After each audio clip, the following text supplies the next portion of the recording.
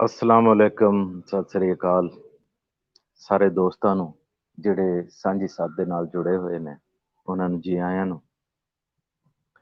ਇਸ ਹਫਤੇ ਵੀ ਅਸੀਂ ਇੱਕ ਨਵੇਂ ਟੌਪਿਕ ਦੇ ਨਾਲ ਨਵੀਂ ਗੱਲਬਾਤ ਦੇ ਨਾਲ ਤੁਹਾਡੇ ਨਾਲ ਜੁੜੇ ਹਾਂ।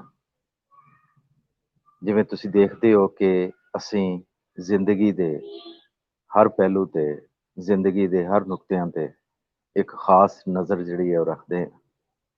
ਅਸੀਂ ਆਪਣੀ ਲੋਕ ਰਹਿਤਲ ਤੋਂ ਲੈ ਕੇ ਆਪਣੇ ਉਸ ਵਿਰਸੇ ਨੂੰ ਵੀ ਨਹੀਂ ਭੁੱਲਦੇ ਜਿਹੜਾ ਸਦੀਆਂ ਤੋਂ ਸਾਡੇ ਨਾਲ ਚੱਲ ਰਿਹਾ। ਅੱਜ ਅਸੀਂ ਉਸ ਟੌਪਿਕ ਤੇ ਗੱਲ ਕਰਾਂਗੇ ਜਿਹੜਾ ਸਾਡੀ ਜ਼ਿੰਦਗੀ ਦੇ ਵਿੱਚ ਕੋਈ ਅਣਪਛਾਣਾ ਨਹੀਂ ਦਾ ਸਾਡੀ ਜ਼ਿੰਦਗੀ ਔਰ ਹਯਾਤੀ ਦੇ ਨਾਲ ਜੁੜਿਆ ਹੋਇਆ ਹੈ। ਇਹ ਉਹ ਚੀਜ਼ ਹੈ ਜਿਹਦੇ ਚੋਂ ਸਿਆਣੇ ਜਿਹੜੇ ਸੀ ਦੇ ਫਾਲ ਵੀ ਕੱਢਦੇ ਸੀ ਦੇ ਜਿਹਨੂੰ ਪੜ੍ਹਿਆ ਜਾਣਾ ਇੱਕ ਬਰਕਤ ਵੀ ਸਮਝਦੇ ਸੀ। ਤੇ ਮੈਂ ਗੱਲ ਕਰ ਰਿਹਾ ਵਾਂ ਹੀਰ ਵਾਰਿਸ ਸ਼ਾਹ ਦੀ। ਹੀਰਾਂ ਬਹੁਤ ਲੋਕਾਂ ਨੇ ਲਿਖੀਆਂ, ਕਿੱਸਾ ਤੁਹਾਡੇ ਜ਼ਿਹਨਾਂ ਦੇ ਵਿੱਚ ਹੈ ਹੀਰ ਰਾਂਝੇ ਦਾ, ਲੇਕਿਨ ਜਿਹੜੀ ਮਕਬੂਲੀਅਤ ਔਰ ਜਿਹੜੀ ਇੱਕ ਖਾਸ ਜਿਹੜੀ ਹੈ ਮੁਹੱਬਤ ਜਿਹੜੀ ਹੈ ਜਿਸ ਕਹਾਣੀ ਨੂੰ ਮਿਲੀ, ਜਿਸ ਹੀਰ ਨੂੰ ਮਿਲੀ, ਉਹ ਹੀਰ ਵਾਰਿਸ ਸ਼ਾਹ ਹੈ। ਔਰ ਤੁਸੀਂ ਦੇਖਦੇ ਹੋ ਕਿ ਇਹ ਸਿਰਫ ਕਹਾਣੀ ਨਹੀਂ ਦੀ, ਕਿੱਸਾ ਨਹੀਂ ਦਾ, ਇਹ ਦਾਨਿਸ਼ ਦੇ ਮੋਤੀ ਨੇ ਜਿਹਦੇ ਬਾਰੇ ਚ ਕਿਹਾ ਜਾਂਦਾ ਕਿ ਹੀਰ ਵਾਰਿਸ ਸ਼ਾਹ ਨੇ ਵਾਰਿਸ ਸ਼ਾਹ ਨੇ ਜਿਸ ਵੇਲੇ ਹੀਰ ਲਿਖੀ ਤੇ ਮੁੰਜ ਦੇ ਵਿੱਚ ਮੋਤੀ ਪਰੋਏ ਹੋਏ ਨੇ। ਫਿਰ ਵਾਰਿਸ ਸ਼ਾਹ ਨੂੰ ਪੰਜਾਬ ਦਾ ਸ਼ੇਕਸਪੀਅਰ ਵੀ ਕਿਹਾ ਜਾਂਦਾ ਹੈ। ਇਸ ਵਜ੍ਹਾ ਤੋਂ ਇਹ ਕਹਾਣੀ ਜਿਹੜੀ ਹੈ ਇਹਦੇ ਵਿੱਚ ਸਾਡਾ ਕਲਚਰ ਨਜ਼ਰ ਆਉਂਦਾ ਹੈ, ਸਾਡਾ ਪੰਜਾਬ ਨਜ਼ਰ ਆਉਂਦਾ ਹੈ, ਸਾਡੀ ਰਹਿਤਲ ਨਜ਼ਰ ਆਉਂਦੀ ਹੈ। ਤੇ ਇਹ ਕਹਾਣੀ ਜਿਹੜੀ ਹੈ ਹੀਰ ਵਾਰਿਸ ਸ਼ਾਹ, ਇਹ ਇਹੋ ਜਿਹੀ ਕਹਾਣੀ ਸੀ ਜਿਹਦੇ ਤੇ ਫਿਲਮਾਂ ਵੀ ਬਣੀਆਂ, ਬਹੁਤ ਸਾਰੇ ਇਹਦੇ ਹਾਫਿਜ਼ ਵੀ ਇਹਦੇ ਹੋਏ। ਤੁਹਾਨੂੰ ਪਤਾ ਹੈ ਕਿ ਜੰਡਿਆਲਾ ਸ਼ੇਰ ਖਾਂ ਜਿੱਥੇ ਵਾਰਿਸ ਸ਼ਾਹ ਪੈਦਾ ਹੋਏ, ਜਨਮ ਭੂਮੀ ਹੈ ਉਹਨਾਂ ਦੀ, ਉੱਥੇ ਬਹੁਤ ਸਾਰੇ ਲੋਕ ਇਕੱਠੇ ਹੁੰਦੇ ਨੇ ਉਹਨਾਂ ਦੇ ਉਰਸ ਤੇ, ਔਰ ਉੱਥੇ ਹੀਰ ਜਿਹੜੀ ਹੈ ਪੜ੍ਹੀ ਜਾਂਦੀ ਹੈ। ਤੁਹਾਨੂੰ ਇਹ ਵੀ ਪਤਾ ਹੈ ਕਿ ਹੀਰ ਵਾਰਿਸ ਸ਼ਾਹ ਜਿਹੜੀ ਹੈ ਬਾਬੇ ਫਰੀਦ ਦੇ ਇਲਾਕੇ, ਪਾਕਪੰਨਨ ਦੇ ਇਲਾਕੇ ਮਲਕਾ ਹਾਂਸ ਦੇ ਵਿੱਚ ਲਿਖੀ ਗਈ ਸੀ। ਤੇ ਅੱਜ ਅਸੀਂ ਇਸੇ ਤੇ ਗੱਲਬਾਤ ਕਰਨੀ ਹੈ। ਸਾਡੇ ਨਾਲ ਪੰਜਾਬ ਦੇ ਜਿਹੜੇ ਹੀਰ ਪੜ੍ਹਨ ਵਾਲੇ ਜਿਹੜੇ ਲੋਕ ਨੇ ਉਹ ਵੀ ਜੁੜੇ ਹੋਏ ਨੇ। ਤੇ ਮੈਂ ਨਾਸਿਰ ਢਿੱਲੋਂ ਸਾਹਿਬ ਅੱਗੇ ਅਰਜ਼ ਕਰਾਂਗਾ ਕਿ ਉਹ ਜਿਹੜੇ ਸਾਡੇ ਨਾਲ ਅੱਜ ਲੋਕ ਜੁੜੇ ਹੋਏ ਨੇ, ਜਿਨ੍ਹਾਂ ਨੇ ਹੀਰ ਸਾਡੇ ਨੂੰ ਸੁਣਾਉਣੀ ਵੀ ਆ, ਪੜ੍ਹਨੀ ਵੀ ਆ, ਦੋਸਤਾਂ ਨੂੰ ਸਾਰਾ ਕੁਛ ਗੱਲਬਾਤ ਵੀ ਕਰਨੀ ਹੈ, ਜ਼ਰਾ ਉਹਨਾਂ ਦਾ ਤਾਰਫ ਕਰਵਾ ਦੇं। ਅਸਲਾਮੁਅਲੈਕੁਮ ਸਾਰਿਆਂ ਨੂੰ, ਜਿੰਨੇ ਵੀ ਸਾਡਾ ਇਸ ਵੇਲੇ ਪੰਜਾਬੀ ਦਾ YouTube ਚੈਨਲ ਤੇ ਫੇਸਬੁੱਕ ਪੇਜ ਤੇ ਜੁੜੇ ਨੇ, ਪਹਿਲਾਂ ਤਾਂ ਸਾਰਿਆਂ ਨੂੰ ਅਸਲਾਮੁਅਲੈਕੁਮ, ਸਤਿ ਸ਼੍ਰੀ ਅਕਾਲ। ਸਾਰੇ ਸਟਰੀਮ ਜਿਹੜੀ ਹੈ ਇਹਨੂੰ ਸ਼ੇਅਰ ਜ਼ਰੂਰ ਕਰ ਦਿਓ ਤਾਂ ਕਿ ਦੂਜੇ ਦੋਸਤਾਂ ਤੱਕ ਪਹੁੰਚ ਸਕੇ। ਸੋ ਅੱਜ ਦਾ ਪ੍ਰੋਗਰਾਮ ਹੀਰ ਤੇ ਹੀਰ ਗਾਇਕੀ ਤੇ ਮੇਰੇ ਨਾਲ ਹੋਣਗੇ ਸਾਡੇ, ਜੇ ਆਪਾਂ ਗੱਲ ਕਰੀਏ ਇੰਡੀਅਨ ਪੰਜਾਬ ਦੇ ਬੜੇ ਫੇਮਸ ਸਿੰਗਰ ਨੇ, ਜੱਸੀ ਜਸਬੀਰ ਭਾਜੀ, ਉਹ ਹੋਣਗੇ ਨਾਲ। ਨਾਲ ਅਬਾਸ ਹੋਏਗਾ ਮੁਲਤਾਨ ਤੋਂ, ਨਾਲ ਸਾਡੀ ਬਹੁਤ ਸੋਹਣੀ ਬਹੁਤ ਪਿਆਰੀ ਆਵਾਜ਼ ਸਾਡੇ ਪੰਜਾਬ ਦੀ, ਸਾਡੇ ਲੈਲਪੁਰ ਦੀ ਬਹੁਤ ਸੋਹਣੀ ਆਵਾਜ਼ ਸਾਵਲ ਢਿੱਲੋਂ, ਬਹੁਤ ਦੇਰ ਤੋਂ ਉਡੀਕਦੇ ਸੀ ਸਾਰੇ ਲੋਕ, ਉਹ ਹੋਣਗੇ ਸਾਡੇ ਨਾਲ। ਦੱਸਦਾ ਜਾਵਾਂ ਸਾਵਲ ਮੇਰੇ ਨਾਲ ਹੀ ਆ, ਉਹਨੂੰ ਮੁਖਤਲਿਫ ਰਾਗਾਂ 'ਚ ਇਹਨੂੰ ਇਹਦਾ ਥੀਸਿਸ ਵੀ ਉਹਦੇ 'ਤੇ ਹੀ ਆ, ਸਾਵਲ ਦੀ ਇਸ ਤਰ੍ਹਾਂ ਤੇ ਉਹਦੇ 'ਚ ਗਾਇਆ। ਸਾਵਲ ਮੇਰੇ ਨਾਲ ਹੀ ਆ, ਕੈਮਰੇ 'ਤੇ ਮੈਂ ਲੈ ਕੇ ਉਹਨਾਂ ਨੂੰ ਜ਼ਰੂਰ, ਜਿਵੇਂ ਥੋੜ੍ਹਾ ਜਿਹਾ ਪ੍ਰੋਗਰਾਮ ਅੱਗੇ ਵੱਧਦਾ। ਇੱਕ ਵਾਰੀ ਸਾਰੇ ਦੋਸਤਾਂ ਨੂੰ ਰਿਕੁਐਸਟ, ਇੱਕ ਵਾਰੀ ਫਿਰ ਇਹਨੂੰ ਸਟਰੀਮ ਨੂੰ ਸ਼ੇਅਰ ਜ਼ਰੂਰ ਕਰ ਦਿਓ। ਜਿਵੇਂ ਜੁੜਨਗੇ ਸਾਡੇ ਨਾਲ ਭਾਜੀ ਜੱਸੀ, ਦੱਸਦਾ ਜਾਵਾਂ ਉਹ ਥੋੜ੍ਹੇ ਜਿਹੇ ਬਿਜ਼ੀ ਸਨ, ਅੱਜ ਸੀ ਇਹਨਾਂ ਦਾ ਡਿਨਰ ਕਿਤੇ, ਲੇਕਿਨ ਥੋੜ੍ਹੀ ਦੇਰ ਵਾਸਤੇ ਸਾਡੇ ਨਾਲ ਜ਼ਰੂਰ ਆਉਣਗੇ। ਸੋ ਉਮੀਦ ਕਰਦੇ ਹਾਂ ਅੱਜ ਦਾ ਪ੍ਰੋਗਰਾਮ ਤੁਹਾਡੇ ਲਈ ਬੜਾ ਦਿਲਚਸਪ ਤੇ ਮਜ਼ੇਦਾਰ ਹੋਣ ਵਾਲਾ। ਕਿਉਂ ਜੀ ਸਜਾਦ ਸਾਹਿਬ, ਜਿਵੇਂ ਆਪਾਂ ਸੁਣਦੇ ਹਾਂ ਹੀਰ ਸੁਣਨ ਜਦੋਂ ਬਹਿ ਜਾਈਏ ਤੇ ਫਿਰ ਦਿਮਾਗ 'ਚ ਜਿਹੜੀਆਂ ਆਸੇ ਪਾਸੇ ਵਾਲੀਆਂ ਟੈਨਸ਼ਨਾਂ ਗੱਲਾਂ ਹੁੰਦੀਆਂ ਉਹ ਰਹਿੰਦੀਆਂ ਰਹਿੰਦੀਆਂ, ਉਹ ਦਿਮਾਗ ਉੱਥੇ ਲੱਗ ਬਿਲਕੁਲ ਜੀ, ਜਾਂਦਾ, ਸੁਣਾਉਣ ਵਾਲਾ ਹੋਵੇ ਸਹੀ। ਬਿਲਕੁਲ ਜੀ, ਖਾਸ ਜਿਹੜਾ ਉਹਦਾ ਇੱਕ ਆਹੰਗ ਹੈ। ਔਰ ਜਿਸ ਵੇਲੇ ਤੁਹਾਨੂੰ ਪਤਾ ਹੈ ਕਿ ਹੁਣ ਜ਼ਮਾਨਾ ਜ਼ਾਹਿਰ ਹੈ ਬਦਲ ਗਿਆ, ਚੀਜ਼ਾਂ ਬਦਲ ਰਹੀਆਂ ਨੇ ਹੁਣ, ਤੇ ਲੇਕਿਨ ਇੱਕ ਜ਼ਮਾਨਾ ਹੁੰਦਾ ਸੀ ਕਿ ਬਾਕਾਇਦਾ ਲੋਕ ਜਿਹੜੇ ਸੀ ਦੂਰੋਂ ਦੂਰੋਂ ਆ ਕੇ ਰਾਤ ਨੂੰ ਇਕੱਠੇ ਹੁੰਦੇ ਸੀ, ਕੋਈ ਹੀਰ ਸੁਣਾਉਣ ਵਾਲਾ ਹੁੰਦਾ ਸੀ, ਬੜੀ ਦਿਲਚਸਪੀ ਦੇ ਨਾਲ ਲੋਕ ਸੁਣਦੇ ਸੀ ਹੀਰ ਨੂੰ, ਔਰ ਬੜੇ ਅਦਬ ਦੇ ਨਾਲ ਸੁਣੀ ਜਾਂਦੀ ਸੀ, ਕਿਉਂਕਿ ਇਹਦੇ ਵਿੱਚ ਮੈਂ ਤੁਹਾਨੂੰ ਜਿਵੇਂ ਪਹਿਲੇ ਦੱਸਿਆ ਕਿ ਇਹ ਕਿੱਸਾ ਨਹੀਂ ਦਾ, ਇਹਦੇ ਵਿੱਚ ਬਹੁਤ ਸਾਰੀਆਂ ਐਸੀਆਂ ਚੀਜ਼ਾਂ ਨੇ, ਬਹੁਤ ਸਾਰਾ ਐਸੀ ਦਾਨਿਸ਼ ਹੈ ਜਿਹੜੀ ਜੁੜੀ ਹੋਈ ਹੈ। ਔਰ ਜਿਸ ਵੇਲੇ ਸਾਡੇ ਦੋਸਤ ਸਾਨੂੰ ਸੁਣਾ ਰਹੇ ਹੋਣ ਦੇ, ਤੁਸੀਂ ਖੁਦ ਅੰਦਾਜ਼ਾ ਕਰੋਗੇ ਕਿ ਕਿੰਨੀ ਉਹਦੇ ਵਿੱਚ ਇੱਕ ਜਿਹੜੀ ਇੱਕ ਸਿਆਣਪ ਹੈ, ਜਿਹੜੀ ਲੋਕ ਸਿਆਣਪ ਹੈ, ਉਹ ਵੀ ਸਾਨੂੰ ਨਜ਼ਰ ਆਏਗੀ। ਤੇ ਹੀਰਾਂ ਤੇ ਬਹੁਤ ਸਾਰੇ ਲੋਕਾਂ ਨੇ ਲਿਖੀਆਂ। ਸ਼ਾਹਜਹਾਂ ਮੁਕਬਲ ਨੇ ਲਿਖੀ ਕਿ ਤਕਦੀਰ ਸੇਤੀ ਮੌਜੂ ਫੌਤ ਹੋਇਆ, ਬਾਕੀ ਰਹਿ ਰੰਜੇਟੇ ਦੇ 7 ਭਾਈ, ਮੁਲਕ ਬਾਪ ਆਪਣੇ ਦਾ ਵੰਡਣੇ ਨੂੰ, ਭਾਈਆਂ ਨੇ ਸੱਦ ਕੇ ਪੰਚਾਇਤ ਭਾਈ, ਜਿੱਥੇ ਮਿਲਿਆ ਸੀ ਸਭ ਜਿੱਥੇ ਮਿਲਿਆ ਸੀ ਦਬ ਤੇ ਸਿਰ ਕੰਡਾ, ਸੂਈ ਜ਼ਮੀਨ ਰੰਜੇਟੇ ਦੇ ਵੰਡ ਆਈ, ਪਰ ਕੀ ਪਰਵਾਹ ਮੁਕਬਲ ਆਸ਼ਕਾਂ ਨੂੰ ਜਿਹਨੇ ਰੱਬ ਦੇ ਨਾਲ ਪ੍ਰੀਤ ਲਾਈ। ਤੇ ਬਹੁਤ ਸਾਰੇ ਲੋਕਾਂ ਨੇ ਕਈ ਦਰਜਨਾਂ ਲੋਕ ਨੇ ਜਿਨ੍ਹਾਂ ਨੇ ਹੀਰ ਨੂੰ ਲਿਖਿਆ, ਲੇਕਿਨ ਜਿਹੜੀ ਮਕਬੂਲੀਅਤ ਹੀਰ ਵਾਰਿਸ ਨੂੰ ਮਿਲੀ ਹੈ, ਇਹ ਘੱਟ ਹੀ ਲੋਕਾਂ ਨੂੰ ਨਸੀਬ ਹੋਈ ਹੈ। ਔਰ ਇਹਦਾ ਪੜ੍ਹਿਆ ਜਾਣਾ ਔਰ ਇਹਦਾ ਸੁਣਿਆ ਜਾਣਾ, ਔਰ ਇਹਨੂੰ ਬੜੇ ਅਦਬ ਦੇ ਨਾਲ ਲੋਕ ਜਿਹੜੇ ਸੀਗੇ ਸੁਣਦੇ ਸੀਗੇ। ਜ਼ਾਹਿਰ ਹੈ ਕਿ ਸਾਡੀ ਜ਼ਿੰਦਗੀ ਦਾ ਰਹਿਤਲ ਦਾ ਹਿੱਸਾ ਰਹੀਆਂ ਨੇ ਚੀਜ਼ਾਂ। ਪ੍ਰੋਫੈਸਰ ਸਾਹਿਬ ਬਹੁਤਾ ਟਾਈਮ ਆਪਣੇ ਜਿਹੜੇ ਬਹੁਤ ਦੇਰ ਤੋਂ ਇੰਤਜ਼ਾਰ ਕਰਦੇ ਸੀ ਸਾਵਲ ਦਾ ਵੀ, ਅਬਾਸ ਨੇ ਵੀ ਪਿਛਲਾ ਪ੍ਰੋਗਰਾਮ ਬਹੁਤ ਮਜ਼ੇਦਾਰ ਕੀਤਾ ਸਾਡੇ ਨਾਲ। ਅੱਛਾ ਜੀ, ਮੈਂ ਥੋੜਾ ਜਿਹਾ ਅਬਾਸ ਦੇ ਬਾਰੇ ਦੇ ਵਿੱਚ ਮੈਂ ਥੋੜਾ ਜਿਹਾ ਦੱਸ ਦੇਵਾਂ ਜੀ ਕਿ ਅਬਾਸ ਇੱਕ ਤਾਂ ਤੁਹਾਡਾ ਖੁਦ ਵੀ ਉਹ ਸ਼ੁਕਰੀਆ ਅਦਾ ਕਰੇਗਾ ਕਿ ਉਹਨੂੰ ਜ਼ਿੰਦਗੀ ਤੇ ਹਯਾਤੀ ਦੇ ਵਿੱਚ ਪਹਿਲੀ ਦਫਾ ਮੋਬਾਈਲ ਜਿਹੜਾ ਇਹੋ ਜਿਹਾ ਮਿਲਿਆ ਕਿ ਉਹ ਕੈਮਰੇ ਵਾਲਾ ਮੋਬਾਈਲ, ਤੇ ਇਹ 2 ਦਿਨ ਹੋ ਗਏ ਆ ਚਾਹ ਦੇ ਵਿੱਚ ਸੁੱਤਾ ਨਹੀਂ ਦਾ। ਇਹ ਮੇਰੇ ਨਾਲ ਹੀ ਬੈਠਾ ਸੀ ਦਾ, ਮੈਂ ਚਾਹੁੰਦਾ ਤੇ ਉਹਨੂੰ ਆਪਣੇ ਨਾਲ ਵੀ ਬਿਠਾ ਸਕਦਾ ਸੀ ਦਾ, ਲੇਕਿਨ ਮੈਂ ਉਹਨੂੰ ਆਪਣੇ ਉਹਨੂੰ ਮੋਬਾਈਲ ਤੇ ਇਹ ਅਗਰ ਤੁਹਾਨੂੰ ਨਜ਼ਰ ਆ ਰਿਹਾ ਹੋਵੇ, ਆਵਾਜ਼ ਦੇਖੋ ਤੁਸੀਂ, ਦੇਖੋ ਜੀ ਉਹ ਚਲੋ ਜੀ ਠੀਕ ਹੈ। ਇਹ ਉਹ ਮੋਬਾਈਲ ਹੈ ਜਿਹੜਾ ਕੁਲਵਿੰਦਰ ਸਿੰਘ ਪ੍ਰੋਗਰਾਮ ਤੋਂ ਢਿੱਲੋਂ ਬਾਅਦ ਸਾਹਿਬ, ਪ੍ਰੋਗਰਾਮ ਕਰਨ ਤੋਂ ਹਾਂ ਬਾਅਦ ਚਲੋ ਤੇ ਇਹਨਾਂ ਦੇ ਜੀ ਜੀ ਬਿਲਕੁਲ $35 ਵੀ ਮੇਰੇ ਨਾਲ ਪੈਂਡਿੰਗ ਨੇ। ਅਬਾਸ ਭਾਈ ਬਹੁਤ ਮੁਬਾਰਕ ਤੈਨੂੰ ਭਾਈ, ਕੈਮਰਾ ਵਾਲੇ ਮੋਬਾਈਲ ਦੀ ਫੋਟੋ ਛਿੱਕ ਕੇ ਗੱਲ ਚ ਆਵਾਜ਼ ਭਾਈ ਮੁਬਾਰਕ ਹੋਏ ਕੈਮਰੇ ਦੀ, ਬੋਲੋ ਜਨਾਬ। ਜਨਾਬ ਦੀ ਬੜੇ ਮਿਹਰਬਾਨੀ ਜਨਾਬ ਦੀ, ਸ਼ੁਕਰੀਆ ਜਨਾਬ। ਮੈਂ ਤੁਹਾਡਾ ਕਿਹੜੇ ਲਫ਼ਜ਼ਾਂ ਨਾਲ, ਮੇਰੇ ਕੋਲ ਲਫ਼ਜ਼ ਨਹੀਂ ਹੈ, ਮੈਂ ਕਿਹੜੇ ਲਫ਼ਜ਼ਾਂ ਨਾਲ ਜਨਾਬ ਦਾ ਸ਼ੁਕਰੀਆ ਅਦਾ ਕਰਾਂ। ਅਸਲ ਦੇ ਵਿੱਚ ਸਭ ਤੋਂ ਵੱਡਾ ਰਿਸ਼ਤਾ ਹੈਗਾ ਹੈ ਇਨਸਾਨੀ ਤੇ ਤਲੁਕਾਤ ਦਾ ਰਿਸ਼ਤਾ ਹੈਗਾ ਸਭ ਤੋਂ ਵੱਡਾ, ਜਿਹੜਾ ਜਿੱਥੋਂ ਬੁਨਿਆਦ ਸ਼ੁਰੂ ਹੋਈ ਨਾ। ਹੀਰ ਦੇ ਵਿੱਚ ਉਹਨਾਂ ਨੇ ਆਦਮ ਦੀ ਗੱਲ ਵੀ ਲਿਖੀ ਵੀ ਆਦਮ ਤੋਂ ਵੀ ਪਹਿਲੇ ਦੀ ਗੱਲ ਸੀ ਤੇ ਫਿਰ ਵੀ ਨਿਜ਼ਾਮ ਚੱਲਿਆ। ਬਾਰੇ ਸ਼ਾਹ ਉਹ ਸਦਾ ਹੀ ਜਿਉਂਦੇ ਨੇ ਜਿਨ੍ਹਾਂ ਕੀਤੀਆਂ ਨੇਕ ਕਮਾਈਆਂ ਨੇ। ਉਹਦਾ ਬਾਰੇ ਸ਼ਾਹ ਦਾ ਬੋਲਣਾ ਭੇਤ ਅੰਦਰ ਦਾਨਿਸ਼ਮੰਦ ਨੂੰ ਗੌਰ ਜ਼ਰੂਰ ਚਾਹੀਦਾ। ਬਾਰੇ ਸ਼ਾਹ ਦਾ ਬੋਲਣਾ। ਪਹਿਲੇ ਤਾਂ ਆਪਣੇ ਆਵਾਜ਼ ਇਹ ਦੱਸੋ ਕਿ ਇਹ ਜਿਹੜਾ ਤੁਹਾਨੂੰ ਸਾਂਝੀ ਸਾਥ ਪੰਜਾਬੀ ਲਹਿਰ ਦੇ ਰਾਹੀਂ ਹੈ ਜਿਹੜਾ ਤੋਹਫਾ ਮਿਲਿਆ ਹੈ, ਤੇ ਕੀ ਤੁਹਾਡੇ ਵਿਚਾਰ ਨੇ? ਸਰ ਜੀ ਸਭ ਤੋਂ ਵੱਡੀ ਗੱਲ ਹੈ ਕਿ ਇਨਾਮ ਤੇ ਇਨਾਮ ਹੀ ਹੁੰਦਾ ਹੈ, ਭਾਵੇਂ 1 ਰੁਪਏ ਦਾ ਵੀ ਹੋਵੇ। ਲੇਕਿਨ ਇਹ ਜਨਾਬ ਨੇ ਬੜੀ, ਹਾਂਜੀ, ਲੇਕਿਨ ਇਹ ਜਨਾਬ ਨੇ ਬੜੀ ਸ਼ਫਕਤ ਕੀਤੀ ਹੈ ਕਿ ਇੱਕ ਮੇਰੀ ਬੇਸ ਜਿਵੇਂ ਇੱਕ ਜੜ ਲਾ ਦੇਣੀ ਇੱਕ ਚੀਜ਼ ਦੀ, ਤਾਂ ਕਿ ਮੈਂ ਜਨਾਬ ਨਾਲ ਰਿਲੇਟਡ ਰਵਾਂ, ਤੁਹਾਡੇ ਨਾਲ ਮਿਲਦਾ ਰਵਾਂ, ਤੁਹਾਨੂੰ ਆਪਣੇ ਦਿਲ ਦੀ ਗੱਲ ਸੁਣਾਉਂਦਾ ਰਵਾਂ, ਤੁਸੀਂ ਸਾਨੂੰ ਆਪਣੇ ਦਿਲ ਦੀ ਗੱਲ ਸੁਣਾਉਂਦੇ ਰਹੋ। ਅੱਛਾ, ਹੋਰ ਮੁਹੱਬਤਾਂ ਵੱਧਦੀਆਂ ਰਹਿਣ। ਸੌਰੀ ਤੁਹਾਡੀ ਆਵਾਜ਼ ਗੱਲ ਕੱਟਦਾ। ਇਸ ਤਰ੍ਹਾਂ ਆਪਾਂ ਕੀਤਾ ਨਹੀਂ ਅੱਗੇ ਕੋਈ ਵੀ ਪ੍ਰੋਗਰਾਮ। ਲਾਸਟ ਪ੍ਰੋਗਰਾਮ ਕੀਤਾ ਸੀ, ਕਿਹਾ ਸੀ ਵੀ ਸਟਾਰਸ ਆਉਂਦੇ ਨੇ ਸਾਡੇ ਉਹ ਸਾਰੇ ਅਬਾਸ ਦੇ। ਇਸ ਵਾਰੀ ਇੱਕ ਕ੍ਰੀਏਟ ਕਰ ਦੇਣਾ ਆਪਾਂ ਗੋਲ ਵੀ ਅਬਾਸ ਸਾਵਲ ਦੀ ਸਪੋਰਟ ਵਾਸਤੇ ਜੇ ਕੋਈ ਭੇਜਣਾ ਚਾਹੇ ਸਟਾਰ ਤਾਂ ਜ਼ਰੂਰ ਭੇਜ ਸਕਦਾ। ਕਿਉਂ ਡਾਕਟਰ ਸਾਹਿਬ? ਜੀ ਜੀ ਬਹੁਤ ਵਧੀਆ ਗੱਲ ਹੈ ਜੀ ਇਹ, ਕਿਉਂਕਿ ਪਿਛਲੇ ਪ੍ਰੋਗਰਾਮ ਦੀ ਬਦੌਲਤ $35 ਤੇ ਮੋਬਾਈਲ ਮਿਲਿਆ ਅਬਾਸ ਨੂੰ, ਤਾਂ ਸਾਨੂੰ ਵੀ ਖੁਸ਼ੀ ਹੁੰਦੀ ਹੈ ਕਿਸੇ ਦੀ ਸਾਡੀ ਕੋਈ ਛੋਟੀ ਜਿਹੀ ਕਾਵਿਸ਼ ਨਾਲ ਕਿਸੇ ਨੂੰ ਉਹਦੇ ਤੱਕ ਉਹਦੇ ਦਿਲ ਦੀ ਕੋਈ ਜਿਹੜੀ ਖਾਹਿਸ਼ ਸੀ ਪੂਰੀ ਹੋਈ। ਜੀ ਜੀ।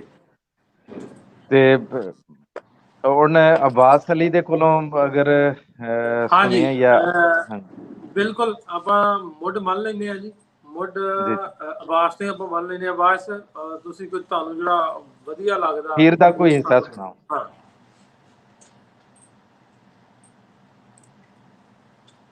ਢਿੱਲੇ ਜਾ ਜੋਗੀ ਨੇ हथ जोड़े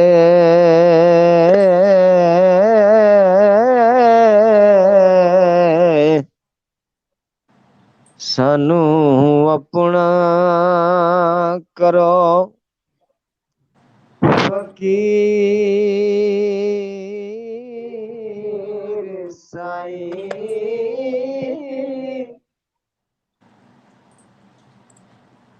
तेरे दर्शन दीदार दे वेखने नू आया देश परदेस में चीर साईं।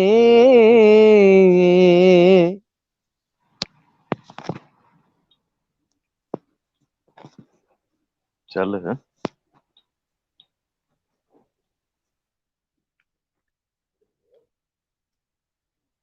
हीरे आखिया इश्क दे राह पैना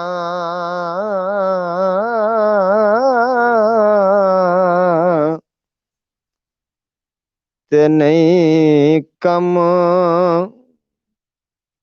मुलाने काजियां दा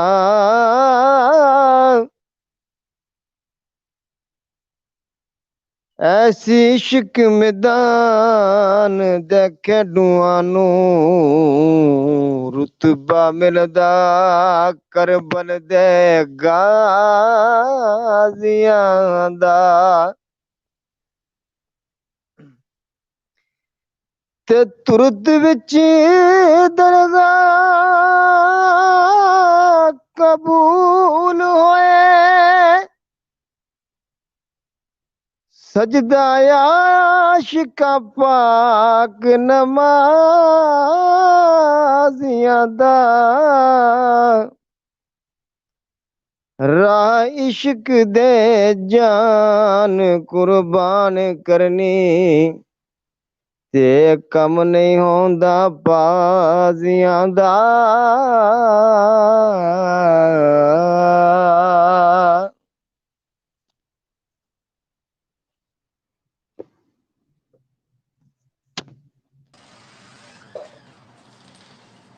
हीर आखदी जोगिया झूठ बोले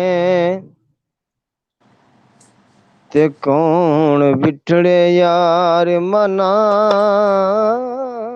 मुदाई ऐसा कोई ना मिलया वे मैं ढूंढ तकी जेड़ा गया नु मोड़ ले आमदाई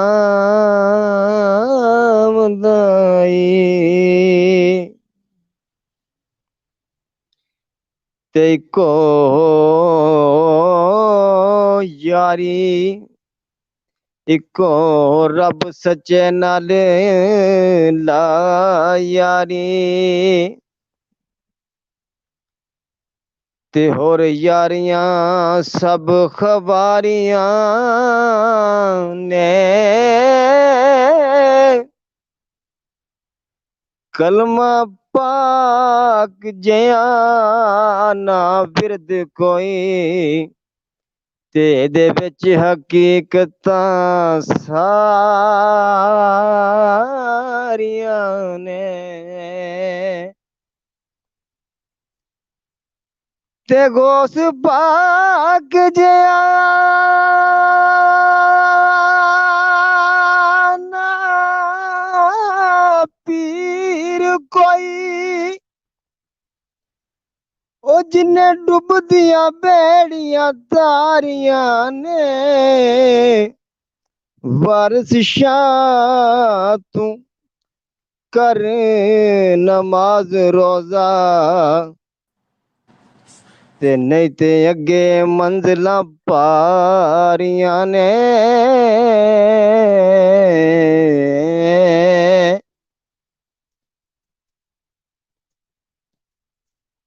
वाह जी वाह बहुत हाँ जी शुक्रिया बास जी आवाज वेरी गुड जी बहुत वधिया बहुत जबरदस्त माशाल्लाह रब जी तुहानू जी तरक्की जनाब दी देवे मेहरबानी है। हाँ जी प्रोफेसर साहब थोड़ा जिहा अगे ਤੋਰਦੇ ਹਾਂ। ਤੁਸੀਂ ਬਸ ਨਾਲ ਹੀ ਜੁੜੇ ਰਹੋ, ਤੁਹਾਨੂੰ ਦੁਬਾਰਾ ਲਵਾਂਗੇ ਲਾਈਨ ਤੇ। ਸੋ ਮੇਰੇ ਨਾਲ ਨੇ ਸਾਵਲ ਵੀ, ਸਾਵਲ ਨਾਲ ਵੀ ਆਪਾਂ ਗੱਲਬਾਤ ਥੋੜੀ ਜਿਹੀ ਮੈਂ ਚਾਹਾਂਗਾ ਤੁਸੀਂ ਕਰੋ। ਜੀ ਜੀ। ਤੇ ਇਹਨਾਂ ਨੇ ਅੱਛਾ ਤੁਸੀਂ ਜੀ ਜੀ ਢਿੱਲੋਂ ਸਾਹਿਬ, ਤੁਸੀਂ ਥੋੜਾ ਜਿਹਾ ਪਹਿਲੇ ਤਾਰਫ ਇਹਨਾਂ ਦਾ ਅਗਰ ਹਾਂਜੀ ਹਾਂਜੀ ਕਰਵਾ ਦਿਓ ਤਾਰਫ ਤਾਂ ਕਿ ਮੈਨੂੰ ਜਾਣਦੇ ਆਸਾਨੀ ਜੀ ਰਵੇ ਸਾਰੇ। ਗੱਲਬਾਤ ਕਰਨ ਦੇ ਆਓ ਜੀ ਵਿੱਚ। ਸਾਵਲ ਜੀ, ਇਹ ਸਾਵਲ ਢਿੱਲੋਂ। ਸਲਾਮ ਅਲੈਕਮ ਜੀ। ਸਤਿ ਸ੍ਰੀ ਅਕਾਲ ਜੀ। ਹਾਂਜੀ, ਕੀ ਹਾਲ ਹੈ ਭਾਜੀ? ਠੀਕ ਹੋ? ਵਧੀਆ, ਖੈਰੀਅਤ? ਤੁਸੀਂ ਹਾਂਜੀ। ਠੀਕ ਹੋ? ਤੇ ਥੋੜਾ ਜਿਹਾ ਦੋਸਤਾਂ ਨੂੰ ਅਗਰ ਆਪਣਾ ਜਿਹੜੇ ਸਾਡੇ ਨਾਲ ਨਵੇਂ ਦੋਸਤ ਜੁੜੇ ਨੇ, ਥੋੜਾ ਜਿਹਾ ਅਗਰ ਤਾਰਫ ਜਿਹੜਾ ਹੋ ਜਾਵੇ, ਕਿਉਂਕਿ ਅਕਸਰ ਲੋਕ ਤਾਂ ਤੁਹਾਨੂੰ ਜਾਣਦੇ ਨੇ ਜੀ ਤੇ ਬਿਲਕੁਲ ਤੁਹਾਡਾ ਲੈਲਪੁਰ ਦੇ ਨਾਲ ਹੀ ਤਾਲੁਕ ਹੈ। ਜੀ। ਮੇਰਾ ਜਿਹੜਾ ਤਾਲੁਕ ਹੈ ਜੀ, ਉਹ ਲੈਲਪੁਰ ਦੇ ਨਾਸਰ ਭਾਜੀ ਦਾ ਮੈਂ ਕਜ਼ਨ ਵੀ ਹਾਂ, ਤੇ ਲੈਲਪੁਰ ਦੇ ਪਿੰਡ ਛੇਚਕ ਨਾਲ ਮੇਰਾ ਤਾਲੁਕ ਹੈ। ਅੱਛਾ। ਤੇ ਹੀਰ ਜਿਹੜੀ ਹੈ ਛੇਚਕ ਉਹ 5 ਵਾਰ।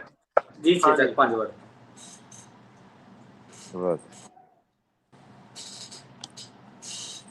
ਅੱਛਾ, ਇਹ ਨਾਸਰ ਭਾਜੀ ਹੁਣੀ ਦੱਸ ਰਿਹਾ ਸੀ ਕਿ ਤੁਸੀਂ ਐਮਫਿਲ ਵੀ ਇਸੇ ਟੌਪਿਕ ਤੇ ਕੀਤਾ ਹੈ, ਤੇ ਜੀ ਮੇਰੀ ਐਗਜ਼ੈਕਟ ਤੁਹਾਡਾ ਟੌਪਿਕ ਜੀ ਜੀ ਟੌਪਿਕ ਕੀ ਸੀਗਾ?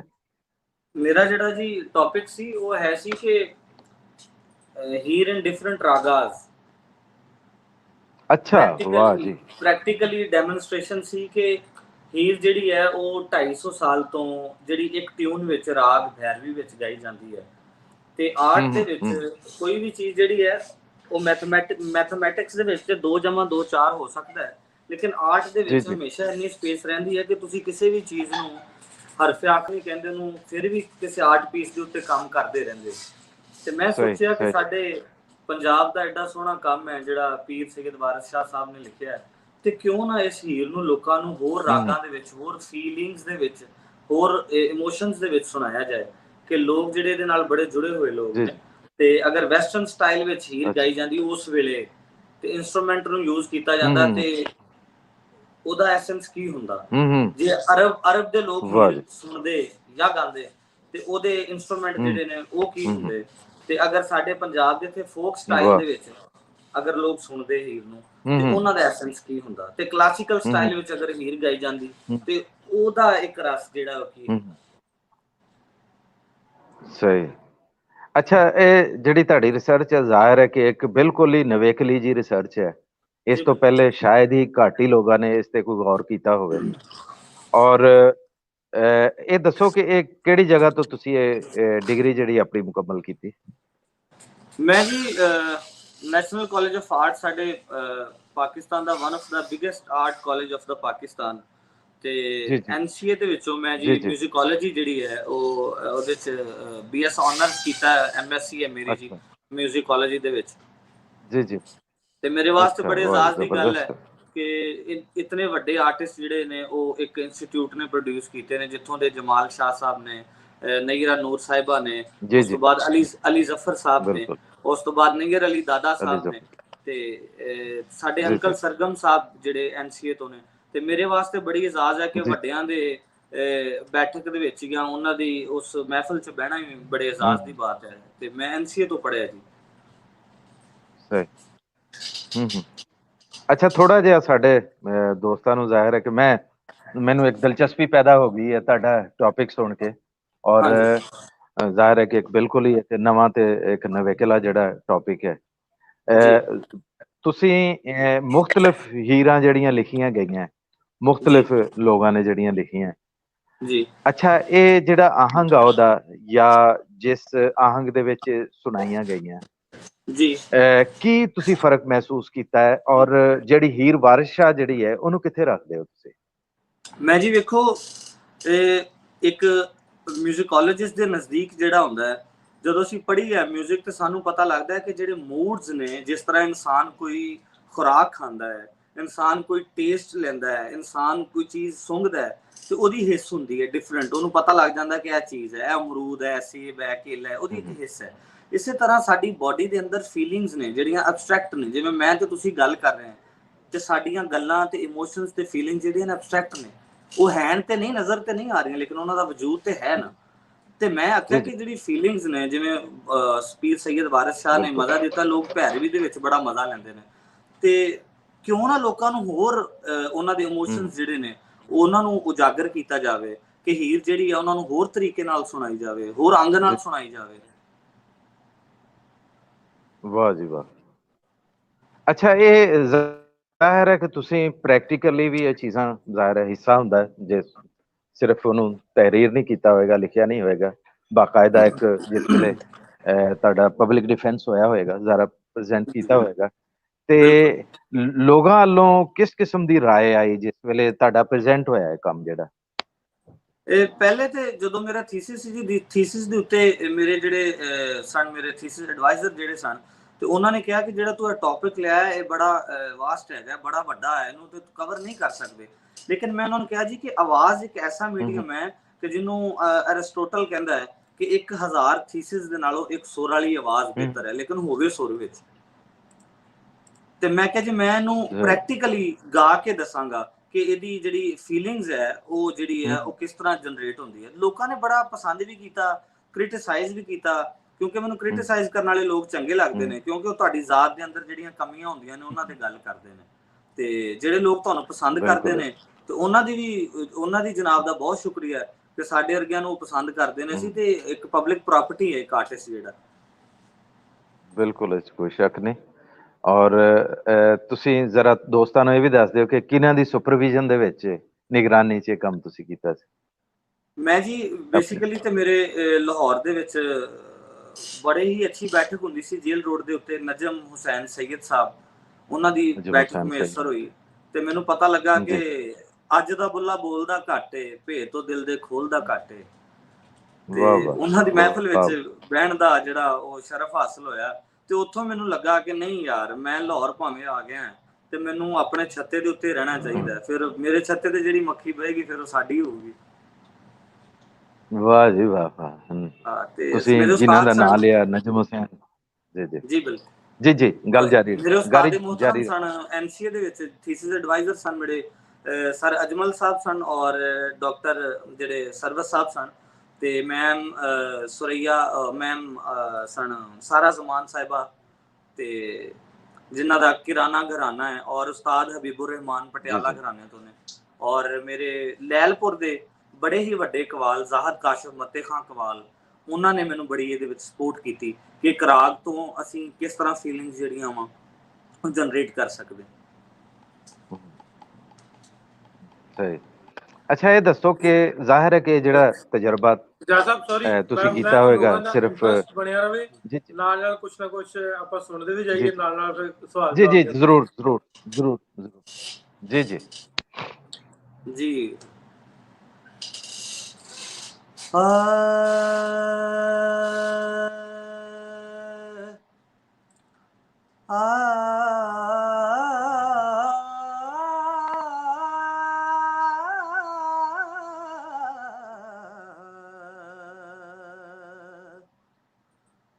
अव्वल हम्द खुदा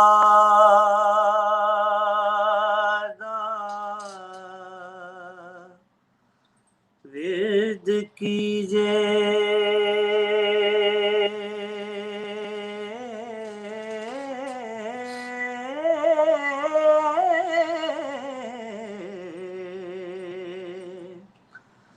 इश्क कीता सू जग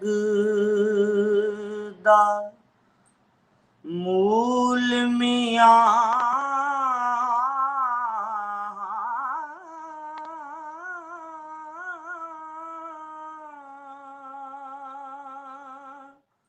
ओ पहला आप है रब ने इश्क कीता,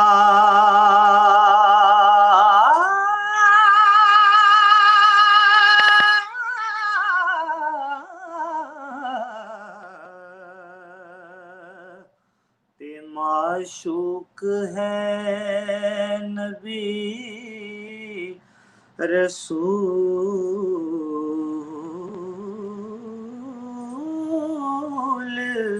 मियां।